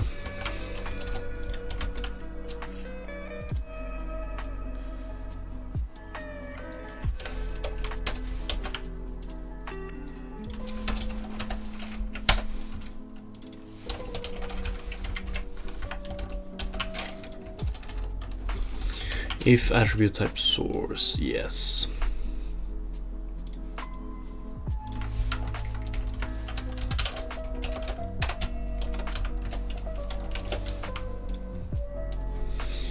And I don't think this one needs a setup of its own, so that's good. Compare. So what I want to do here is return source attribute, or whatever it's called. Ooh, one more thing. This shouldn't be private, it should be protected. So it's called attribute source. So here I want to do attribute source value is equal to compare value. So this is basically what I want to do with all of these. And if compare returns true, so if we invoke this one, we do if compare. If this one returns true, then we want to trigger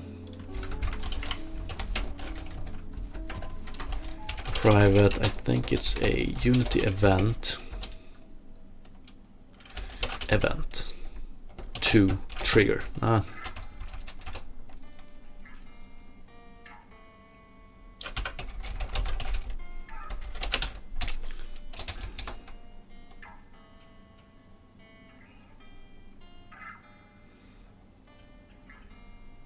Fuck, the naming once again.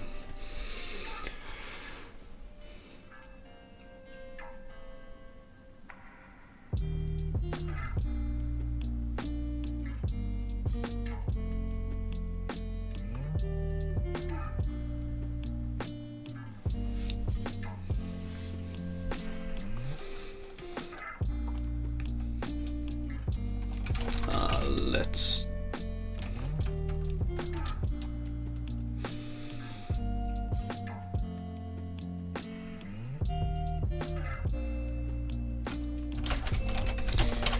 action event is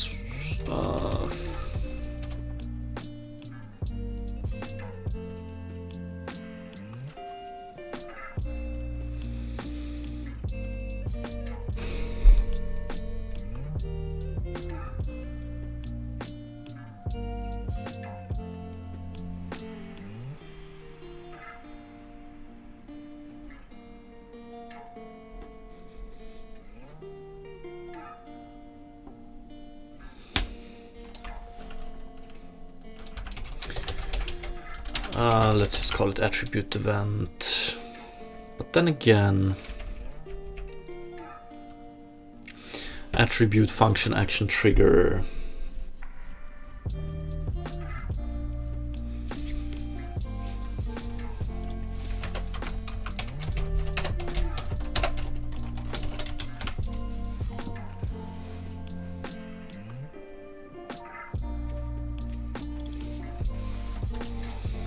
Or actually attribute function action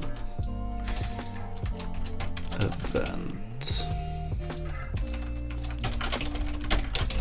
Jesus, these names, what the fuck? Compare. Oh yeah.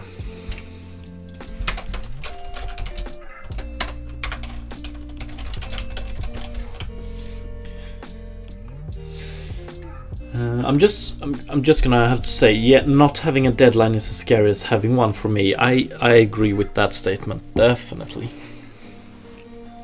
If I don't have any deadlines to go on, I usually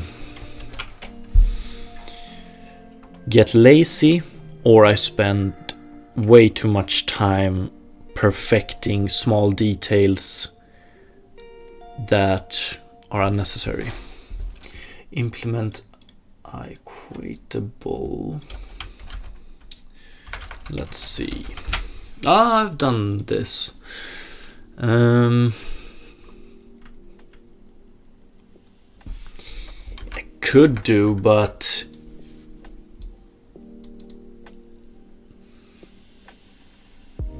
I don't think. No. If we compare attribute function action triggers, we're gonna compare them by reference, I think.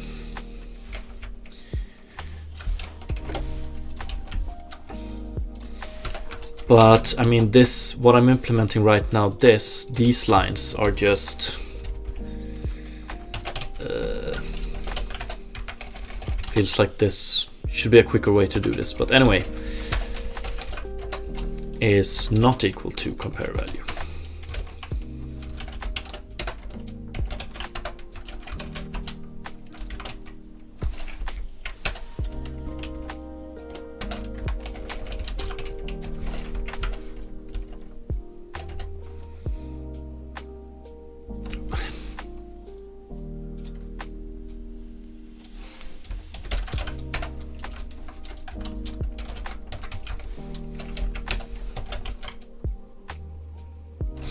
Oh, No, actually, yeah, it should be like this.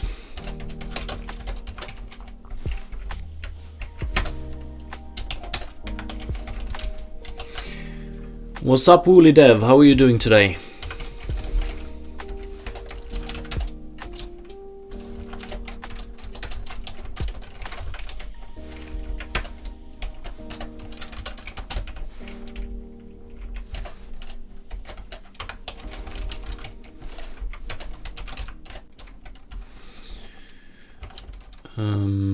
Compare value.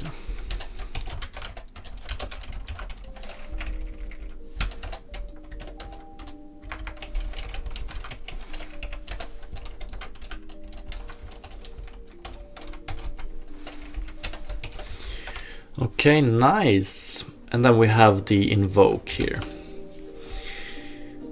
I think this is, so it's basically going to be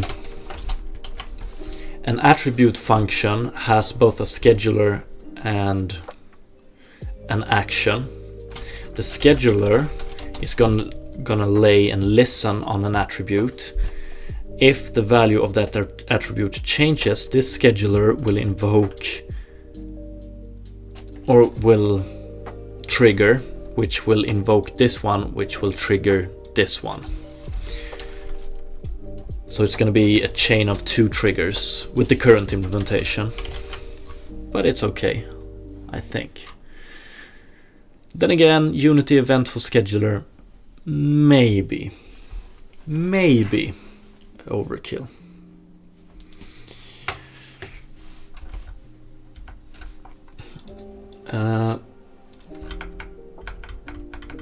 Before I continue here, I'm just gonna take a short break. Grab something to eat real quick.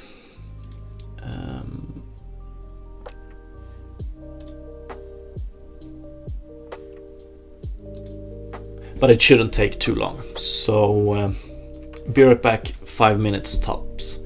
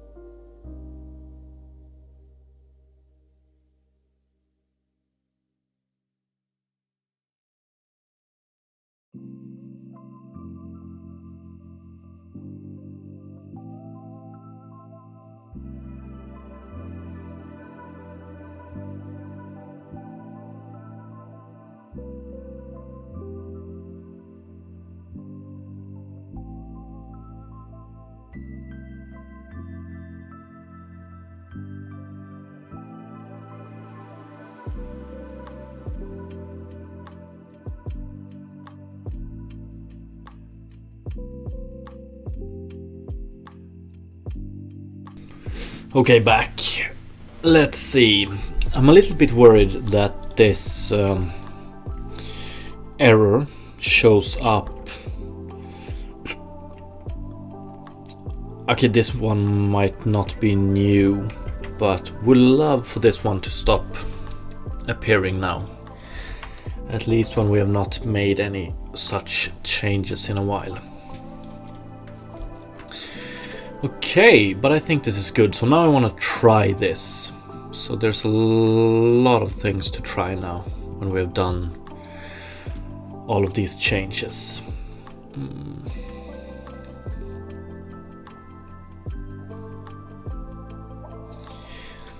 So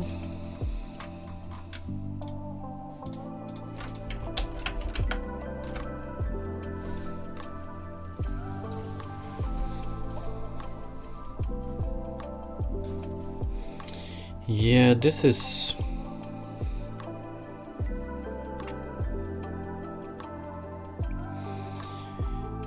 attribute modifier scheduler by event. Okay, so okay, so it might be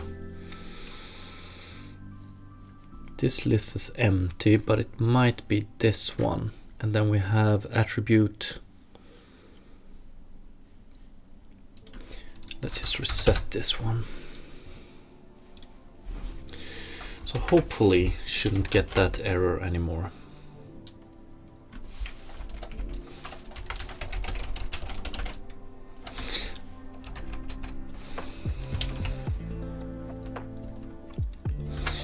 Okay, so let's do it with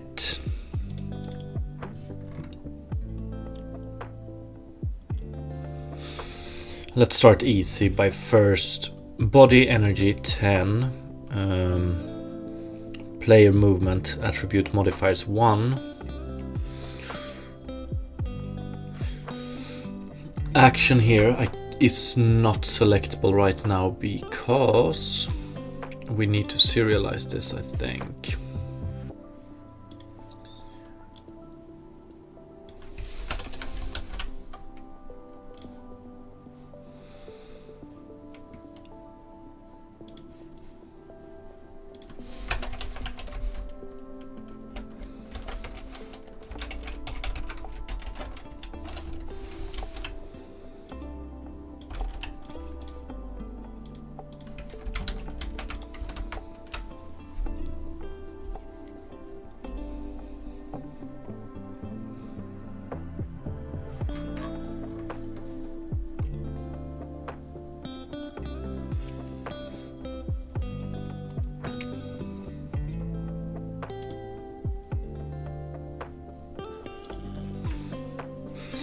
We still have this.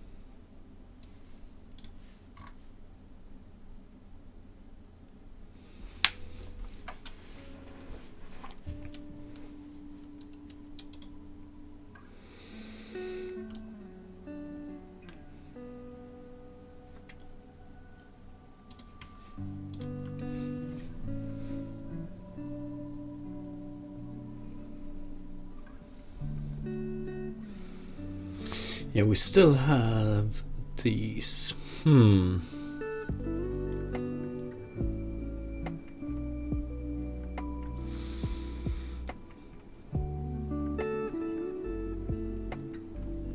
So some form of thank you for stopping by, Cool Game Dev. How often do you stream? I stream every weekday about this time. Or that's the plan, at least 2024.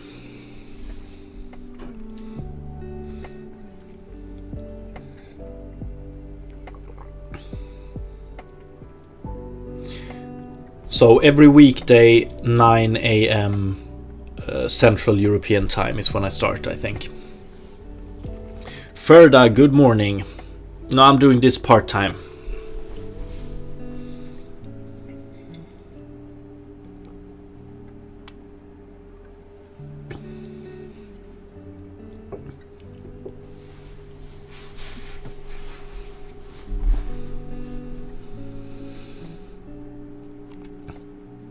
Okay, so it seems like there's one old bad reference here, so I wonder if I might just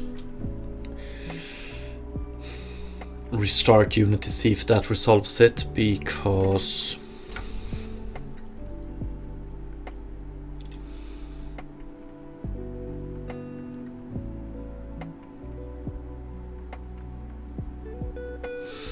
attribute modifier, let's see.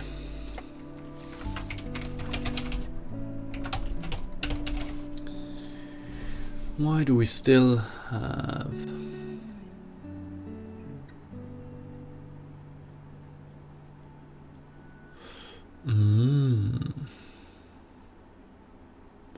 of course I need to change I attribute user attribute modifiers.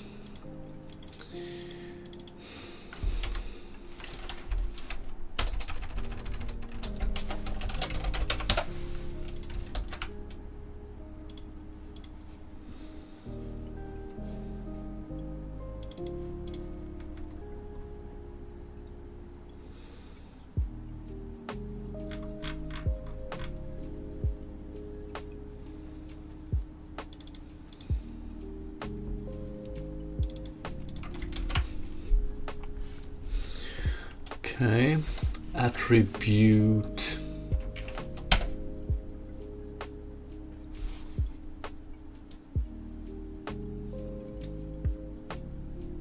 still have one reference here for some reason. Unscripted Logic, thank you so much for the raid. Didn't know you streamed. Hopefully your stream went well.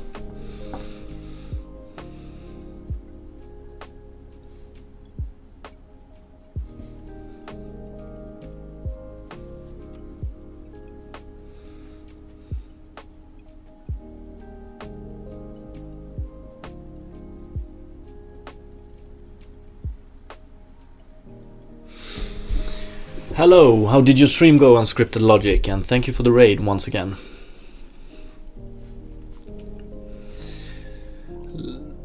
I wonder, okay, bool all attribute modifiers added successfully. Yeah, I need to change that one as well. So still have some leftover code. So I want to rename this one.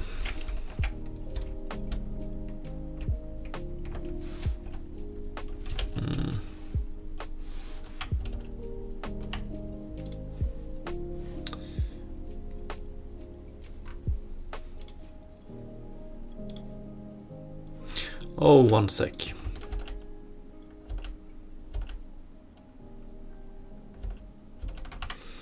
Okay.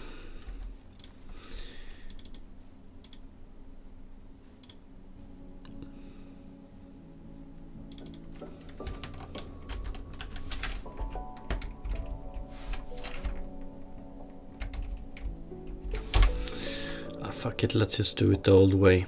All attribute functions.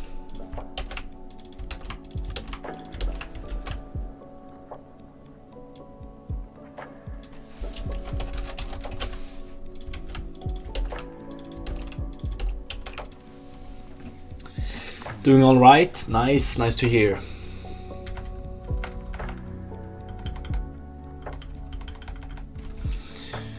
One sec.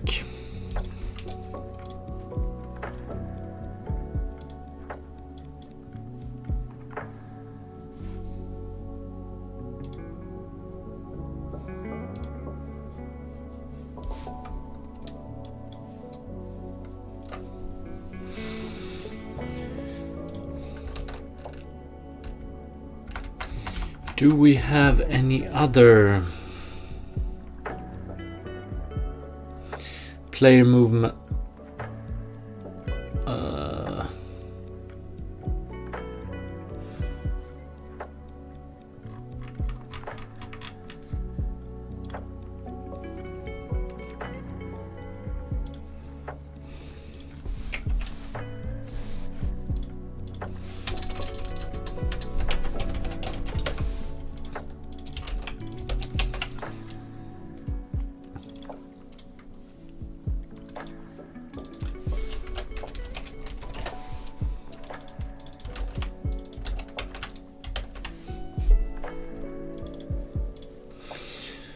If an attribute function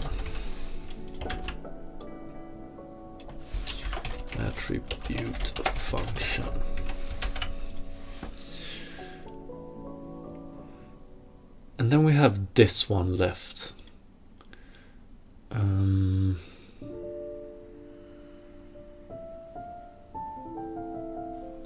Haven't I renamed that one? Scheduler. It's not renamed. Okay, nice. Then it should finally be done.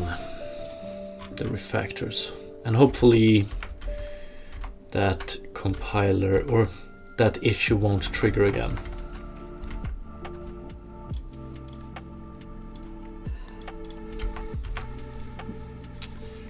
I hope. Okay, let's see. Can I do revert? There we go. Okay, so all of those are back. That's good.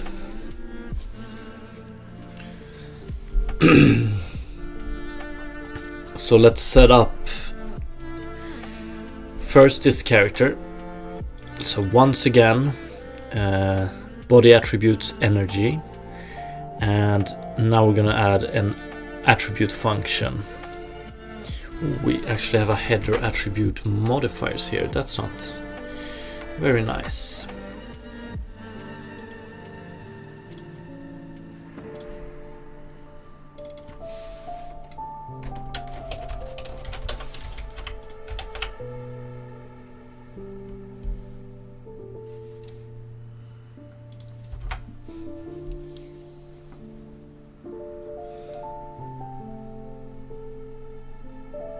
Okay, nice. This the broken reference from the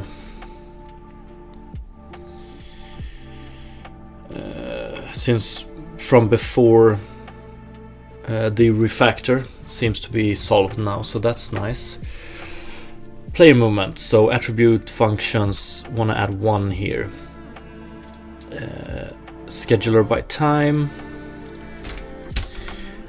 And then modifier here.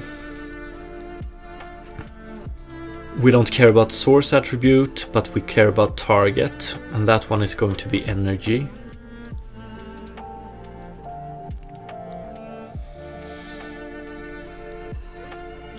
And then we have attribute function action modifier. Type here is, should probably rename this modify type and modify value. I think that's a little bit better.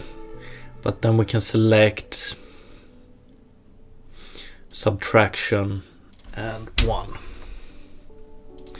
So all of this setup for making player movement have an attribute function that triggers once every second and removes 1 energy.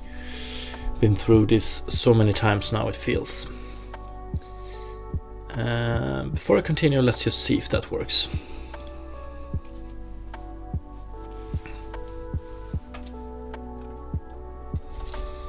Yeah, that works.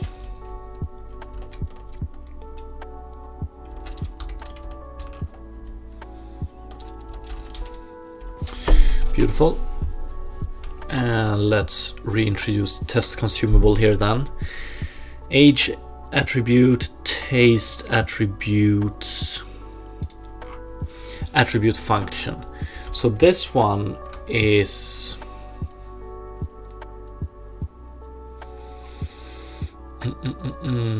should be using the source attribute here.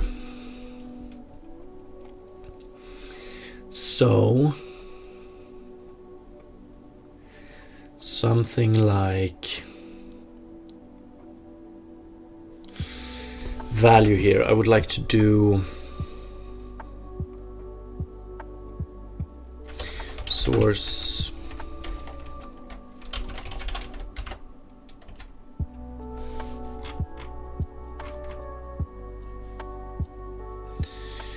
what did I name it? Attribute source, that's right.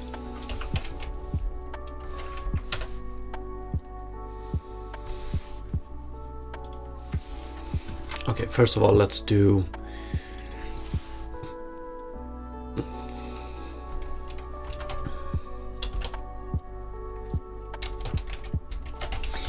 modifier type and modifier value.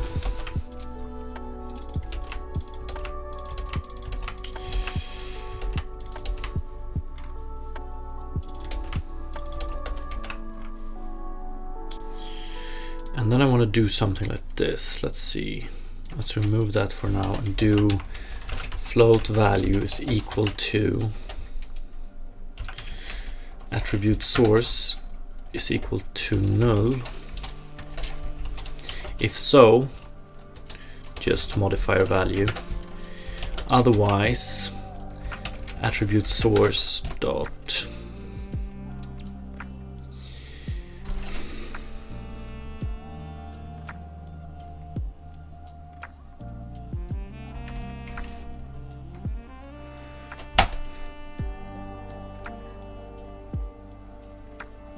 yeah, I'm gonna go with local normalized value there for now.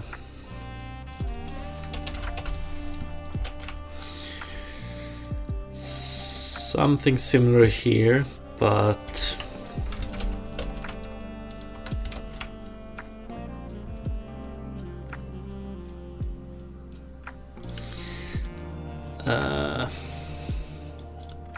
okay, so these are actually the same scope.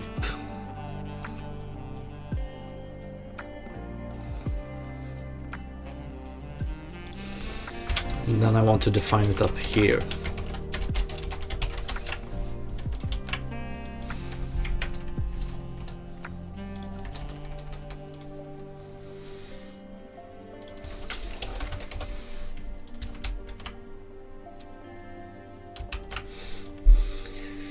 Something like that. I wonder if this is a question of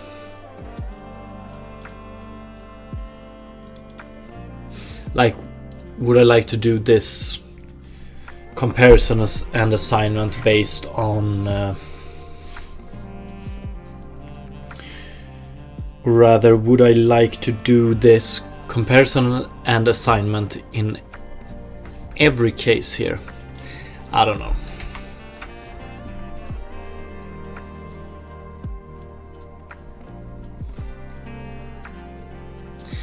But okay, so as for this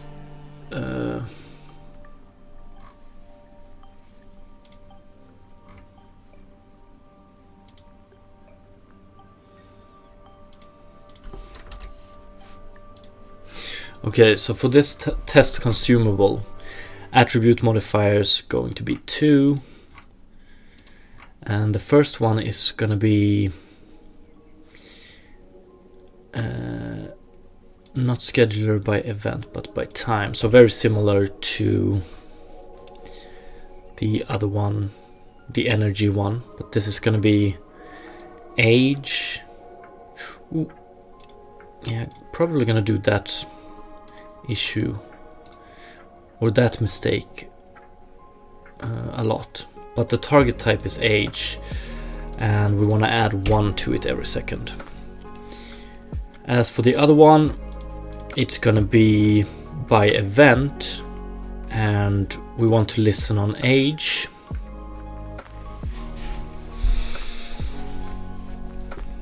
age.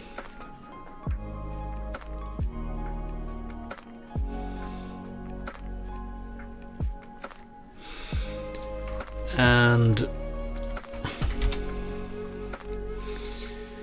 this exact setup I've done multiple times over the past week, but this is probably one-off, if not the last time. So we want an attribute function action modifier that changes these attributes every time the age value changes, and we want to base it on the age value, and it's going to be lerp value by lerp value by local bounds inverted. So the older this consumable gets, the more the taste attributes are going to, the closer they are going to move to the min value. And this should be it.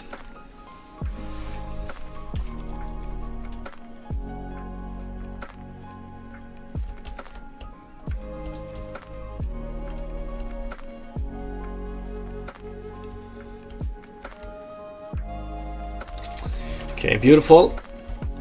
And now let's try and set up something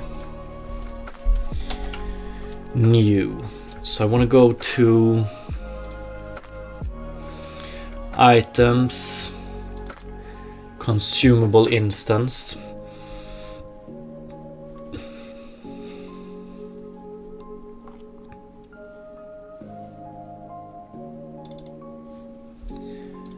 And I basically just want to do a consumable public void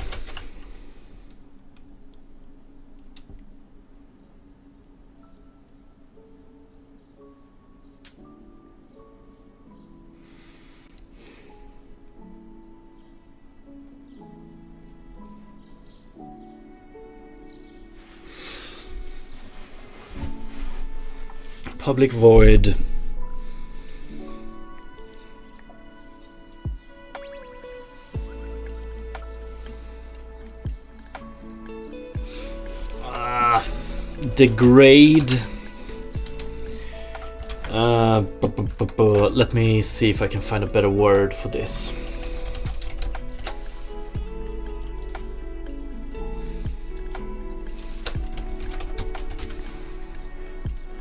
Decay, molder.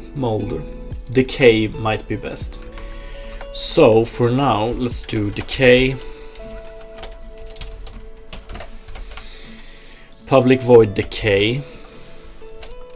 And in this case, let's just do destroy game object. Instead, in the future, this might be alter the model, alter the material, make it look more decayed. And the idea is that we can define an attribute function that triggers when age gets above something, and then calls this one to decay it, basically.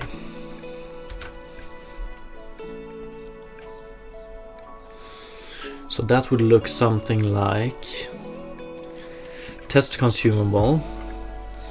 Want to add an additional attribute function here. Attribute function scheduled by event.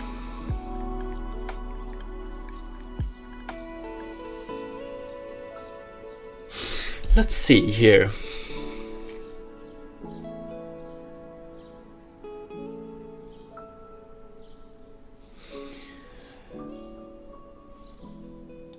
There's one way this could be optimized in the future.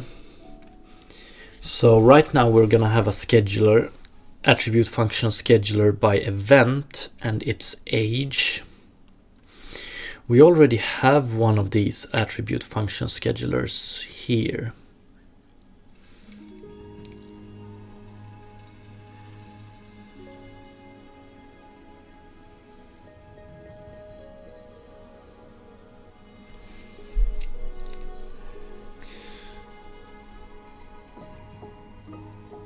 Yeah,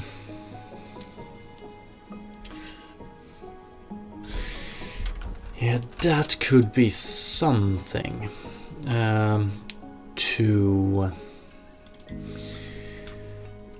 optimize in the future.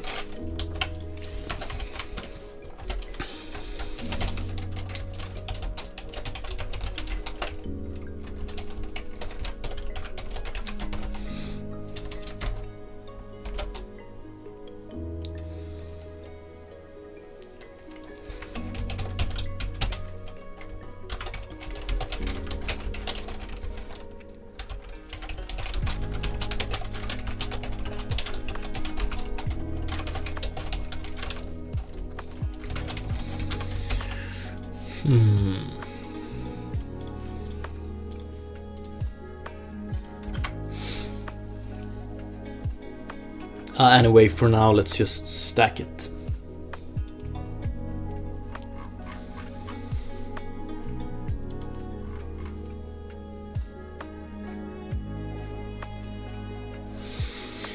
And I don't want to do a modifier here. Instead, I want to do a triggerer.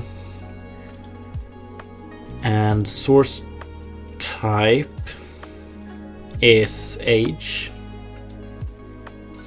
Compare type is, we're gonna do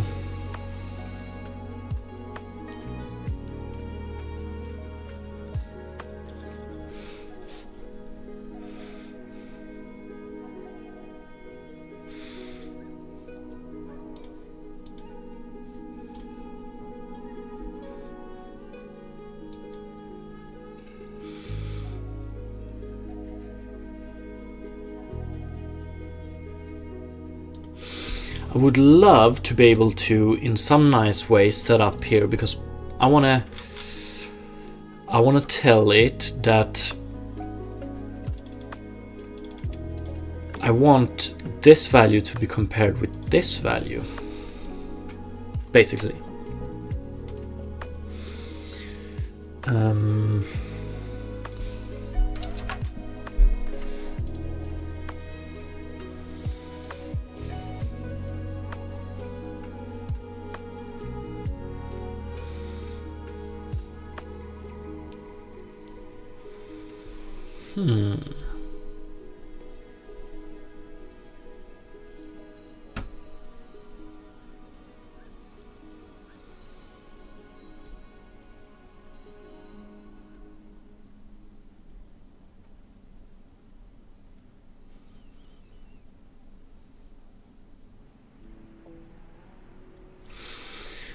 So for instance, I would like to be able to, age is greater than, I could do 10, or I could just tell it to compare it to the max value of age. So max of it in of itself.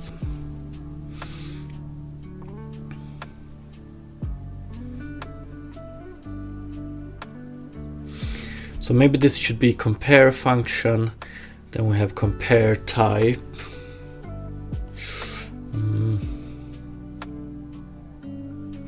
But anyway, let's go like this for now, because I want to try something out. And when this happens, I want to call something. Runtime only. I want to do a Unity event where I don't select an object. It's always going to be the object itself.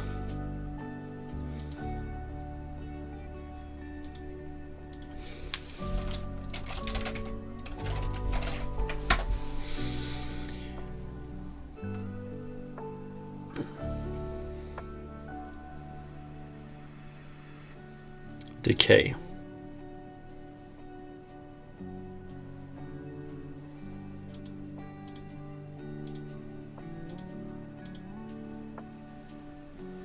Okay.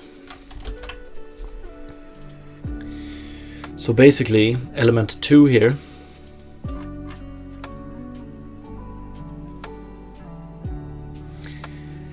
schedule by event every time this changes value. Then do a trigger so compare greater. So every time this value changes, we will compare it to this one. And if this value is greater than compare value, then we call consumable instance dot decay.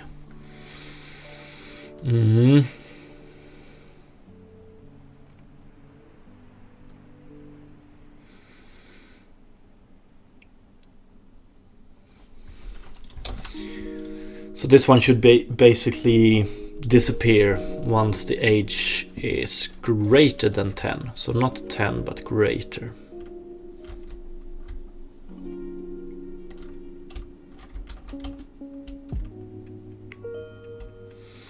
Okay, that's unfortunate.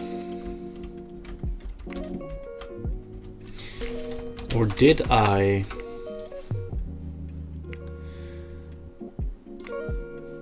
Destroy game object. It should be destroyed. Okay, so why didn't it?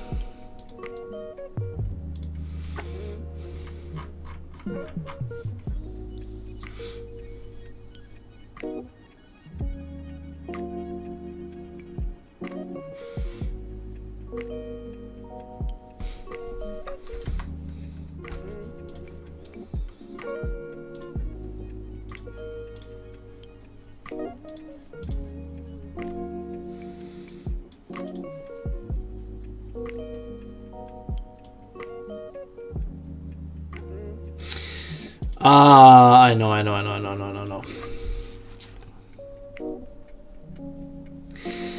Because age has a local maximum of 10, so the value actually never becomes 10 or greater than 10. So instead, let's just go greater or equal. So that was a setup issue instead of a implementation issue. That's pretty nice.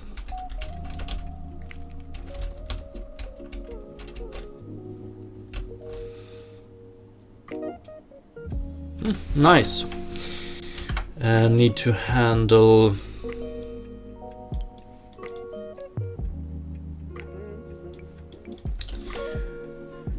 that's nice. Let me just attribute handler.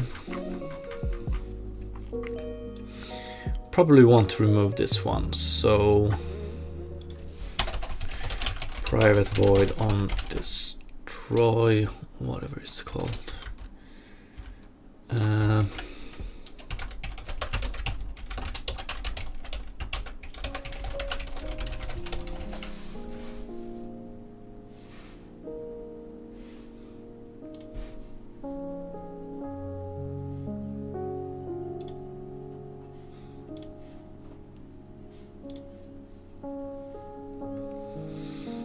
On destroy.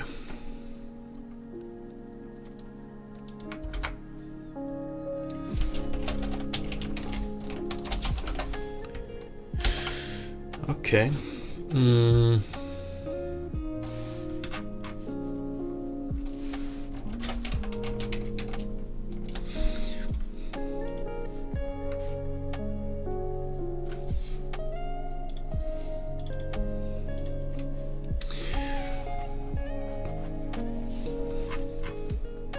Visual information, awake, late update.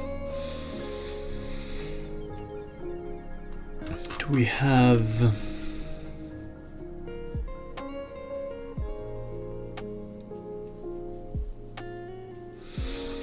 Nah, we can probably just destroy it, I think.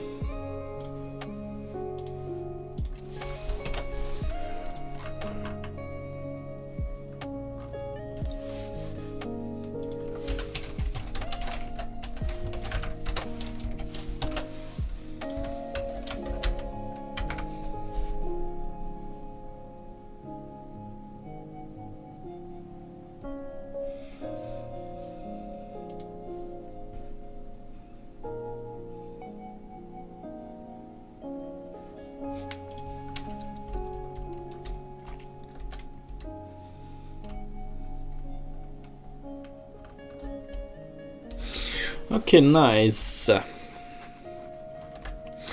This is gonna, like, already this attribute system is starting to pay off.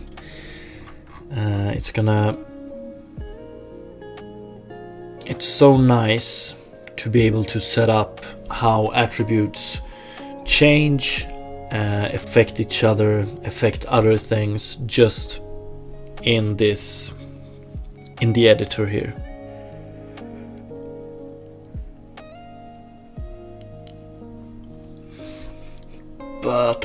But let's see.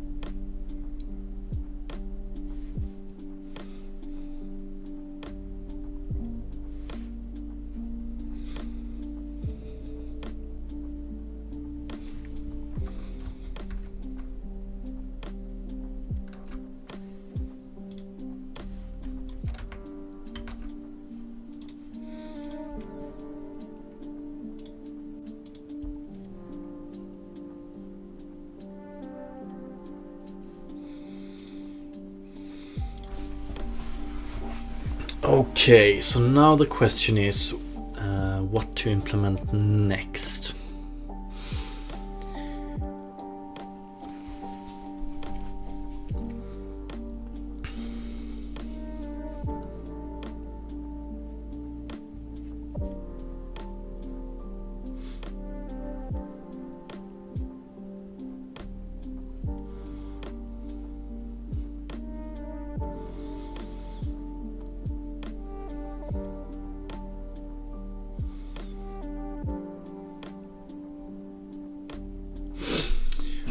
Attribute instance, it's serializable. I wonder if I just want to check.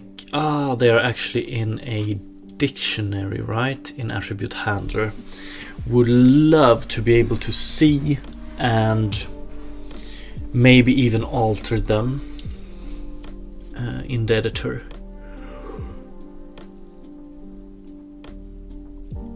When in debug mode, that is.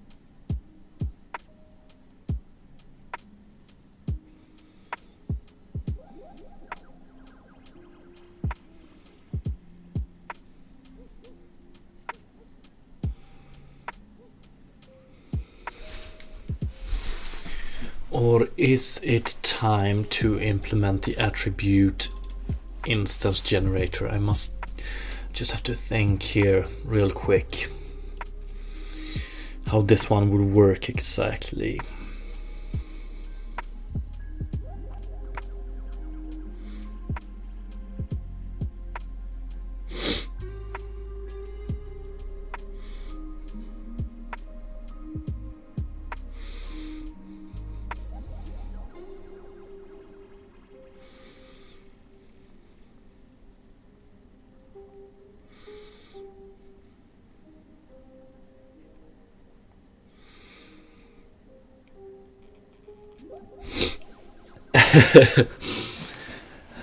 Yeah.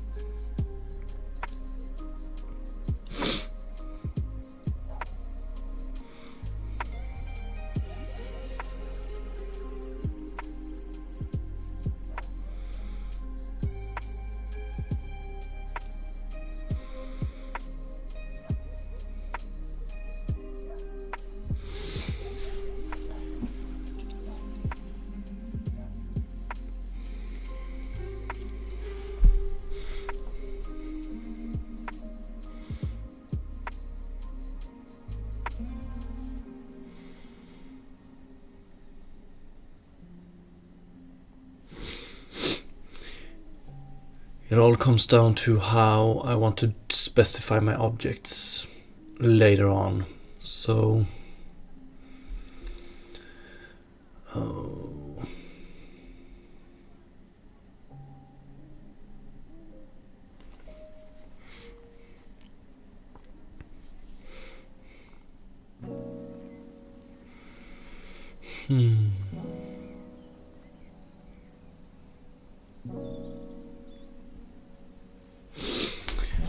this is. I wonder if I'm gonna have to do something like later on. Attribute tab. If I'm gonna have to do something like a lot of things like this, is taste attribute, and so on.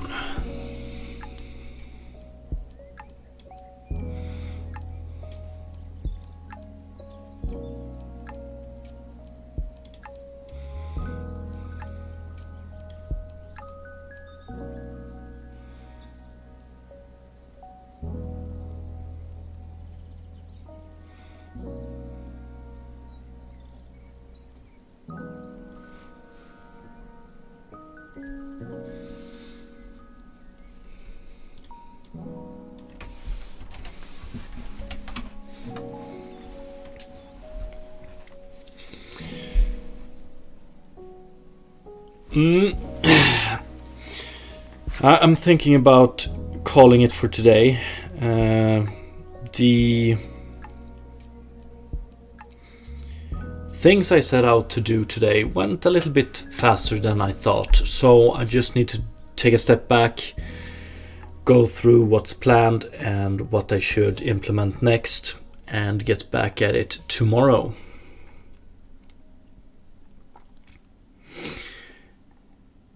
So that's what I'm gonna do. So yeah, I will be back tomorrow continuing this attribute system, hopefully with a clear goal in mind. So I just want to say thank you so much for watching, and hopefully I will see you tomorrow, and I will try and find someone to raid. Have a great day. Peace.